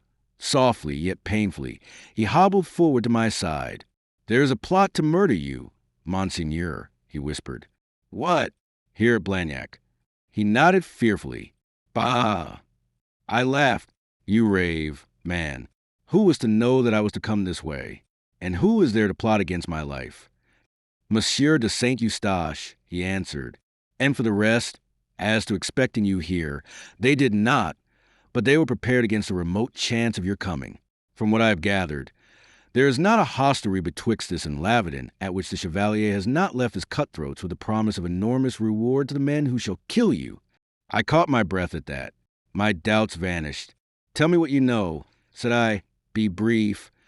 Thereupon this faithful dog, whom I had so sorely beaten but 4 nights ago, told me how, upon finding himself able to walk once more, he had gone to seek me out, that he might implore me to forgive him and not cast him off altogether, after a lifetime spent in the service of my father and of myself. He had discovered from Monsieur de Castelrix that I was gone to Lavedon, and he determined to follow me thither. He had no horse and little money, and so he had set out afoot that very day, and dragged himself as far as Blagnac, where, however, his strength had given out, and he was forced to halt. A providence had seen that this had so befallen, for here at the Etoile, he had that evening overheard Saint Eustache in conversation with those 2 bravi below stairs. It would seem from what he had said that at every hostelry from Grenade to Toulouse, at which it was conceivable that I might spend the night, the Chevalier had made a similar provision. At Blagnac, if I got so far without halting, I must arrive very late, and therefore the Chevalier had bidden his men await me until daylight. He did not believe, however, that I should travel so far, for he had seen to it that I should find no horses at the post-houses. But it was just possible that I might, nevertheless, push on, and Saint Eustache would let no possibility be overlooked. Here at Blagnac, the landlord, Rodnard informed me, was also in Saint Eustache's pay. Their intention was to stab me as I slept. "Monseigneur," he ended, "knowing what danger awaited you along the road, I have sat up all night, praying God and his saints that you might come this far, and that thus I might warn you, Had I been less bruised and sore, I had got myself a horse and ridden out to meet you. As it was, I could but hope and pray that you would reach Blagnac, and that I gathered him into my arms at that. But my embrace drew a groan from him, for the poor, faithful knave was very sore. My poor Ganymede, I murmured, and I was more truly moved to sympathy, I think, than ever I had been in all my selfish life. Hearing his sobriquet, a look of hope gleamed suddenly in his eye. "You will take me back, Monseigneur," he pleaded. "You will take me back, will you not? I swear that I will never let my tongue. S.H., my good Ganymede, not only will I take you back, but I shall strive to make amends for my brutality. Come, my friend, you shall have 20 golden louis to buy unguents for your poor shoulders." "Monseigneur is very good," he murmured, whereupon I would have embraced him again, but that he shivered and drew back. "No, no, Monseigneur," he whispered fearfully. "It is a great honor, but it pains me to be touched." "Then take the will for the deed. And now for these gentlemen below stairs." I rose and moved to the door. "Order Gillis to beat their brains out," was Ganymede's merciful suggestion. I shook my head. "We might be detained for doing murder. We have no proof of their intentions, I think." An idea flashed suddenly across my mind. "Go back to your room, Ganymede." I bade him, "Lock yourself in, and do not stir until I call you. I do not wish their suspicions aroused." I opened the door, and as Ganymede obediently slipped past me and vanished down the passage, "Monsieur Lot," I called. "Ho, there, Gillis." "Monsieur," answered the landlord. "Monseigneur," replied Gillis, and there came a stir below. "Is aught amiss?" the landlord questioned, a note of concern in his voice. "Amiss?" I echoed peevishly, mincing my words as I uttered them. "Party. Must I be put to it to undress myself, whilst those 2 lazy dogs of mine are snoring beneath me? Come up this instant, Gillis, and," I added as an afterthought, "you had best sleep here in my room." "At once, Monseigneur," answered he, but I caught the faintest tinge of surprise in his accents, for never yet had it fallen to the lot of sturdy, clumsy Gillis to assist me at my toilet. The landlord muttered something, and I heard Gillis whispering his reply. Then the stairs creaked under his heavy tread. In my room, I told him in half a dozen words what was afoot. For answer, he swore a great oath that the landlord had mulled a stoup of wine for him, which he never doubted now was drugged. I bade him go below and fetch the wine, telling the landlord that I, too, had a fancy for it. "But what of Antoine?" he asked. "They will drug him." "Let them. We can manage this affair, you and I, without his help. If they did not drug him, they might haply stab him, so that in being drugged lies his safety." As I bade him, so he did, and presently he returned with a great steaming measure. This I emptied into a ewer, then returned it to him that he might take it back to the host with my thanks and our appreciation. Thus should we give them confidence that the way was clear and smooth for them. Thereafter there befell precisely that which already you will be expecting, and nothing that you cannot guess. It was perhaps at the end of an hour's silent waiting that one of them came. We had left the door unbarred, so that his entrance was unhampered. But scarce was he within when out of the dark, on either side of him, rose Gillis and I. Before he had realized it, he was lifted off his feet and deposited upon the bed without a cry, the only sound being the tinkle of the knife that dropped from his suddenly unnerved hand. On the bed, with Gillis's great knee in his stomach and Gillis's hands at his throat, he was assured in unequivocal terms that at his slightest outcry we would make an end of him. I kindled a light. We trussed him hand and foot with the bedclothes, and then, whilst he lay impotent and silent in his terror, I proceeded to discuss the situation with him. I pointed out that we knew that what he had done at St. Eustache's instigation. Therefore the true guilt was St. Eustache's, and upon him alone the punishment should fall. But ere this had come to pass, he himself must add his testimony to ours, mine and Rodinard's. If he would come into Toulouse and do that, make a full confession of how he had been set to do this murdering, the Chevalier de St. Eustache, who was the real culprit, should be the only one to suffer the penalty of the law. If he would not do that, why, then he must stand the consequences himself, and the consequences would be the hangman. But in either case, he was coming to Toulouse in the morning. It goes without saying that he was reasonable. I never for a moment held his judgment in doubt. There is no loyalty about a cutthroat, and it is not the way of his calling to take unnecessary risk. We had just settled the matter in a mutually agreeable manner when the door opened again, and his confederate, rendered uneasy no doubt by his long absence, came to see what could be occasioning this unconscionable delay in the slitting of the throats of a pair of sleeping men. Beholding us there in friendly conclave, and no doubt considering that under the circumstances his intrusion was nothing short of an impertinence, that polite gentleman uttered a cry, which I should like to think was an apology for having disturbed us, and turned to go with most indecorous precipitancy. But Gillis took him by the nape of his dirty neck, and haled him back into the room. In less time than it takes me to tell of it, he lay beside his colleague, and was being asked whether he did not think that he might also come take the same view of the situation. Overjoyed that we intended no worse by him, he swore by every saint in the calendar that he would do our will, that he had reluctantly undertaken the chevalier's business, that he was no cutthroat, but a poor man with a wife and children provide for, and that, in short, was how it came to pass that the Chevalier de Saint Eustache himself, by disposing for my destruction, disposed only for his own, with these two witnesses, and Rodnard to swear how Saint Eustache had bribed him to cut my throat, with myself and Gillis to swear how the attempt had been made and frustrated, I could now go to His Majesty with a very full confidence, not only of having the Chevalier's accusations, against whomsoever they might be discredited, but also of sending the Chevalier himself to the gallows he had so richly earned. Chapter 21. Louis the Just. For me, said the king, these depositions were not necessary. Your word, my dear Marcel, would have sufficed. For the courts, however, perhaps it is well that you have had them taken. Moreover, they form a valuable corroboration of the treason which you laid to the charge of Monsieur de Saint Eustache. We were standing, at least La Fosse and I were standing, Louis XIII sat, in a room of the Palace of Toulouse, where I had had the honor of being brought before His Majesty. La Fosse was there, because it would seem that the king had grown fond of him, and could not be without him since his coming to Toulouse. His Majesty was, as usual, so dull and weary, not even roused by the approaching trial of Montmorency, which was a main business that had brought him south, that even the company of this vapid, shallow, but irrepressibly good-humored La Fosse, with his everlasting mythology, proved a thing desirable. I will see, said Louis, that your friend the Chevalier is placed under arrest at once, and as much for his attempt upon your life as for the unstable quality of his political opinions. The law shall deal with him conclusively. He sighed. It always pains me to proceed to extremes against a man of his stamp. To deprive a fool of his head seems a work of supererogation. I inclined my head and smiled at his pleasantry.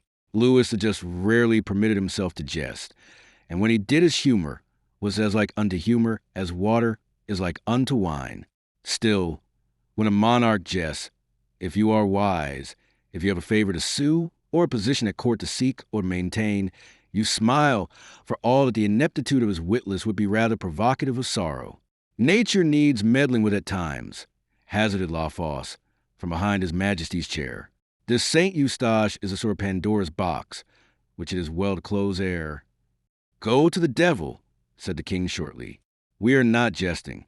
We have to do justice. Ah, justice, murmured La Fosse. I have seen pictures of the lady. She covers her eyes with a bandage, but is less discreet where the other beauties of her figure are in question. His Majesty blushed. He was above all things a chaste-minded man, modest as a nun. To the immodesty rampant about him, he was in the habit of closing his eyes and his ears, until flagrancy or the noise of it grew to proportions to which he might remain neither blind nor deaf. Monsieur de La Fosse, said he in an austere voice, you weary me, and when people weary me I send them away, which is one of the reasons why I am usually so much alone. I beg that you will glance at that hunting book, so that when I have done with Monsieur de Bardelys you may give me your impressions of it. La Fosse fell back, obedient but unabashed, and, moving to a table by the window, he opened the book Louis had pointed out. Now, Marcel, while that buffoon prepares to inform me that the book has been inspired by Diana herself, tell me what else you have to tell. Naught else, sire. How naught? What of this Vicomte de Lavedin?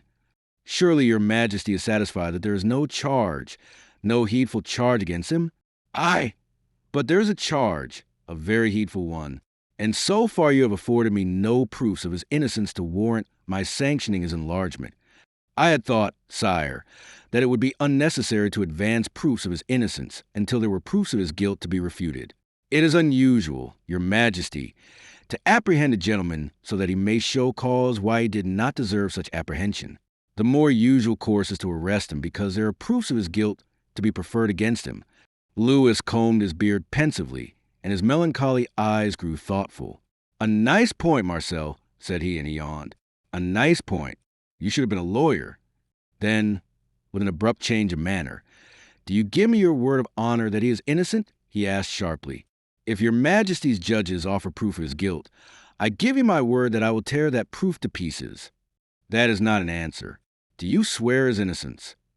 "Do I know what he carries in his conscience?" Quoth I, still fencing with question, "How can I give my word in such a matter?"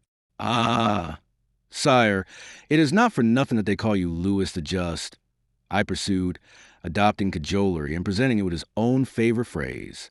"You will never allow a man against whom there is no shred of evidence to be confined in prison." "Is there not?" he questioned. Yet his tone grew gentler.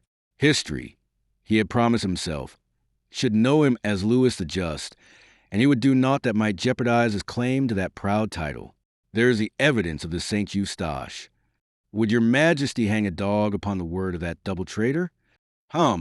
You are a great advocate, Marcel. You avoid answering questions.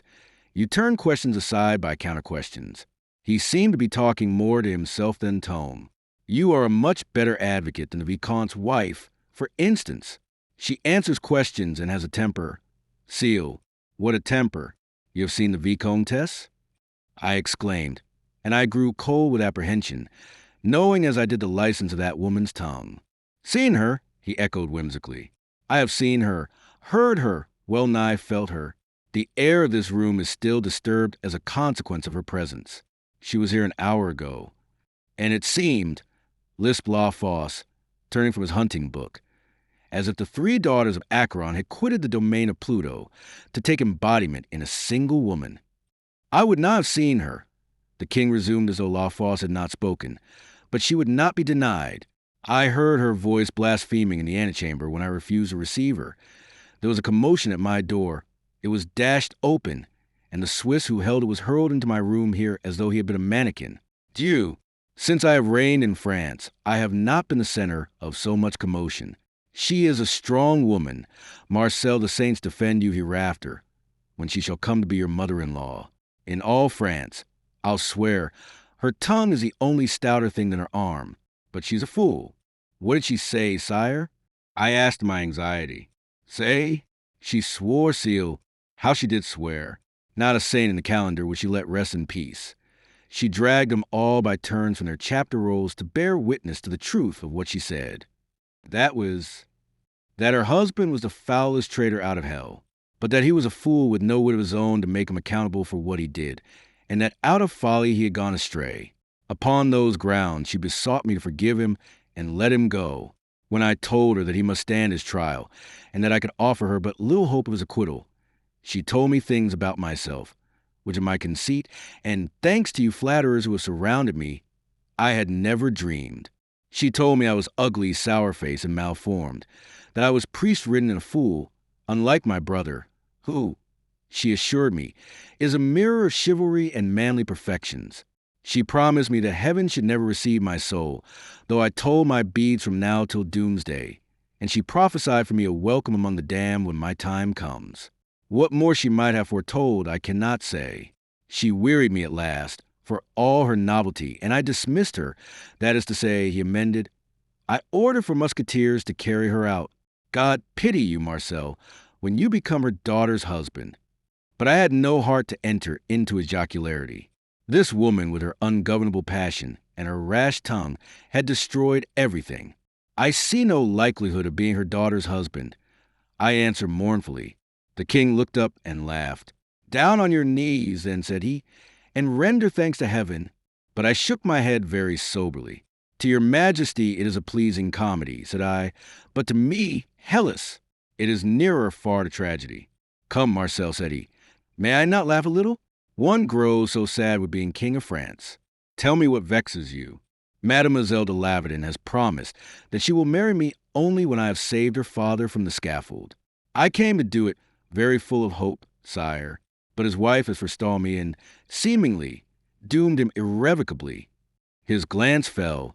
His countenance resumed its habitual gloom. Then he looked up again, and in the melancholy depth of his eyes, I saw a gleam of something that was very like affection. "You know that I love you, Marcel," he said gently. "Were you my own son, I could not love you more. You are a profligate, dissolute knave, and your scandals have rung in my ears more than once. Yet you are different from these other fools, and at least you have never wearied me. To have done, that is, to have done something. I would not lose you, Marcel. As lose you I shall if you marry this Rose of Languedoc. For I take it that she is too sweet a flower to let wither in the stale atmosphere of courts. This man, this Vicomte de Laverton, has earned his death. Why should I not let him die, since if he dies you will not wed?" "Do you ask me why, sire?" said I. "Because they call you Louis the Just, and because no king was ever more deserving of the title." He winced. He pursed his lips and shot a glance at La Fosse, who was deep in the mysteries of his volume. Then he drew towards him a sheet of paper, and, taking a quill, he sat toying with it. "Because they call me the Just, I must let justice take its course," he answered presently. "But," I objected with a sudden hope, "the course of justice cannot lead to the headsman in the case of the Vicomte de Laverton." "Why not?" And his solemn eyes met mine across the table. "Because he took no active part in the revolt. If he was a traitor, he was no more than a traitor at heart, and until a man commits a crime in deed, he is not amenable to the law's rigor. His wife has made his defection clear. But it were unfair to punish him in the same measure as you punish those who bore arms against you, sire." "Ah," he pondered. "Well, what more? Is that not enough, sire?" I cried. My heart beat quickly, and my pulses throbbed with the suspense of that portentous moment. He bent his head, dipped his pen, and began to write. "What punishment would you have me mete out to him?" he asked as he wrote. "Come, Marcel, deal fairly with me, and deal fairly with him. For as you deal with him, so shall I deal with you through him." I felt myself paling in my excitement. "There is banishment, sire. It is usual in cases of treason that are not sufficiently flagrant to be punished by death." "Yes," he wrote busily. "Banishment for how long, Marcel? For his lifetime?" "Nay, sire, that were too long." "For my lifetime, then?" "Again, that were too long."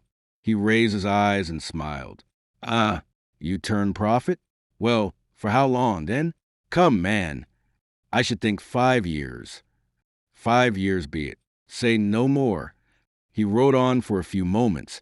Then he raised a sandbox and sprinkled the document. "Tiens," he cried, as he dusted it and held it out to me. "There is my warrant for the disposal of Monsieur le Vicomte Léon de Laverton. He is to go into banishment for 5 years, but his estates shall suffer no sequestration, and at the end of that period he may return and enjoy them. We hope with better loyalty than in the past. Get them to execute that warrant at once, and see that the Vicomte starts today under escort for Spain. It will also be your warrant to Mademoiselle de Laverton, and will afford proof to her that your mission has been successful." "Sire," I cried, and in my gratitude I could say no more, but I sank on my knee before him and raised his hand to my lips. "There," said he in a fatherly voice. "Go now and be happy." As I rose, he suddenly put up his hand. "Ma foi, I had all but forgotten. So much as Monsieur de Laverton's fate preoccupied us." He picked up another paper from his table and tossed it to me. It was my note of hand to Châtellerault from my Picardy estates. "Châtellerault died this morning," the king pursued. "He had been asking to see you, but when he was told that you had left Toulouse, he dictated a long confession of his misdeeds, which he sent to me together with this note of yours. He could not," he wrote, "permit his heirs to enjoy your estates. He had not won them. He had really forfeited his own stakes, since he had broken the rules of play. He has left me to deliver judgment in the matter of his own lands passing into your possession. What do you say to it, Marcel?" It was almost with reluctance that I took up that scrap of paper. It had been so fine and heroic a thing to have cast my wealth to the winds of heaven for love's sake, that on my soul I was loath to see myself master of more than buoyancy. Then a compromise suggested itself. "The wager, sire," said I, is one that I take shame in having entered upon. That shame made me eager to pay it, although fully conscious that I had not lost.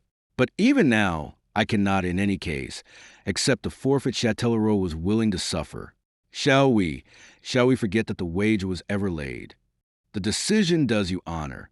It was what I had hoped from you. Go now, Marcel. I doubt me you are eager. When your love sickness wanes a little, we shall hope to see you at court again. I sighed. Hellas, sire, that would be never. So you said once before, monsieur, it is a foolish spirit upon which to enter into matrimony, yet, like many follies, a fine one. Adieu, Marcel. Adieu, sire. I had kissed his hands. I had poured forth my thanks. I had reached the door already, and he was in the act of turning to La Fosse, when it came into my head to glance at the warrant he had given me. He noticed this and my sudden halt. Is aught amiss? He asked. You have omitted something, sire. I ventured, and I returned to the table. I am already so grateful that I hesitate to ask an additional favor. Yet it is but troubling you to add a few strokes of the pen, and it will not materially affect the sentence itself. He glanced at me, and his brows drew together as he sought to guess my meaning. Well, man, what is it? He demanded impatiently. It has occurred to me that this poor vicomte, in a strange land, alone, among strange faces, missing the loved ones that for so many years he has seen daily by his side, will be pitiably lonely. The king's glance was lifted suddenly to my face. Must I then banish his family as well? All of it will not be necessary, your majesty. For once his eyes lost their melancholy, and as hearty a burst of laughter as ever I heard from that poor, weary gentleman he vented then. Seal, what a jester you are. Ah! But I shall miss you, he cried, as, seizing the pen, he added the word I craved of him. Are you content at last? He asked, returning the paper to me. I glanced at it. The warrant now stipulated that Madame la Vicomtesse de Lavedon should bear her husband company in his exile. Sire, you are too good. I murmured. Tell the officer to whom you entrust the execution of this warrant that he will find the lady in the garden below, where she is being detained, pending my pleasure. Did she but know that it was your pleasure she has been waiting upon, I should tremble for your future when the 5 years expire. Chapter 22. We unsaddle. Mademoiselle held the royal warrant of her father's banishment in her hand. She was pale, and her greeting of me had been timid. I stood before her, and by the door stood Rodnard, whom I had bidden attend me. As I had approached Lavedon that day, I had been taken with a great and overwhelming shame at the bargain I had driven. I had pondered, and it had come to me that she had been right to suggest that in matters of love, what is not freely given it is not worth while take. And out of my shame and that conclusion had sprung a new resolve, so that nothing might weaken it, and lest, after all, the sight of Roxalane should bring me so to desire her that I might be tempted to override my purpose. I had deemed it well to have a restrainable witness at our last interview. To this end had I bidden Ganymede follow me into the very salon. She read the document to the very end. Then her glance was raised timidly again to mine, and from me it shifted to Ganymede, stiff at his post by the door. This was the best that you could do, monsieur? She asked at last. The very best, mademoiselle, I answered calmly. I do not wish to magnify my service, but it was that or the scaffold. Madame, your mother had, unfortunately, seen the king before me, and she had prejudiced your father's case by admitting him to be a traitor. There was a moment when, in view of that, I was almost led to despair. I am glad, however, mademoiselle, that I was so fortunate as to persuade the king to just so much clemency. And for 5 years, then, I should not see my parents. She sighed, and her distress was very touching. That need not be, though they may not come to France. It still remains possible for you to visit them in Spain. True, she mused. That will be something, will it not? Assuredly something. Under the circumstances, much. She sighed again, and for a moment there was silence. Will you not sit, monsieur? Said she at last. She was very quiet today, this little maid. Very quiet and very wondrously subdued. There is scarce the need, I answered softly, whereupon her eyes were raised to ask 100 questions. You are satisfied with my efforts, mademoiselle? I inquired. Yes, I am satisfied, monsieur. That was the end, I told myself, and involuntarily I also sighed. Still, I made no shift to go. You are satisfied that I have fulfilled what I promised. Her eyes were again cast down, and she took a step in the direction of the window. But yes, your promise was to save my father from the scaffold. You have done so, and I make no doubt you have done as much to reduce the term of his banishment as lay within your power. Yes, monsieur, I am satisfied that your promise has been well fulfilled. Hago, the resolve that I had formed in coming whispered in my ear that nothing remained but to withdraw and go my way. Yet not for all that resolve, not for 100 such resolves, could I have gone thus. One kindly word, one kindly glance at least would I take to comfort me. I would tell her in plain words of my purpose, and she should see that there was still some good, some sense of honor in me, and thus should esteem me after I was gone. Ganymede, said I, Monseigneur, bid the men mount. At that she turned, wonder opening her eyes very wide, and her glance traveled from me to Rodnard with his unspoken question. But even as she looked at him, he bowed, and, turning to do my bidding, left the room. We heard his steps pass with a jingle of spurs across the hall and out into the courtyard. We heard his raucous voice utter a word command, and there was a stamping of hoofs, a cramping of harness, and all the bustle of preparation. "Why have you ordered your men to mount?" she asked at last. "Because my business here is ended, and we are going." "Going?" said she. Her eyes were lowered now, but a frown suggested their expression to me. "Going whither?" "Hence," I answered. "That for the moment is all that signifies." I paused to swallow something that hindered a clear utterance. "Then adieu," said I, and I abruptly put forth my hand. Her glance met mine fearlessly, if puzzled. "Do you mean, monsieur, that you are leaving Lavedon thus?" "So that I leave. What signifies the manner of my going?"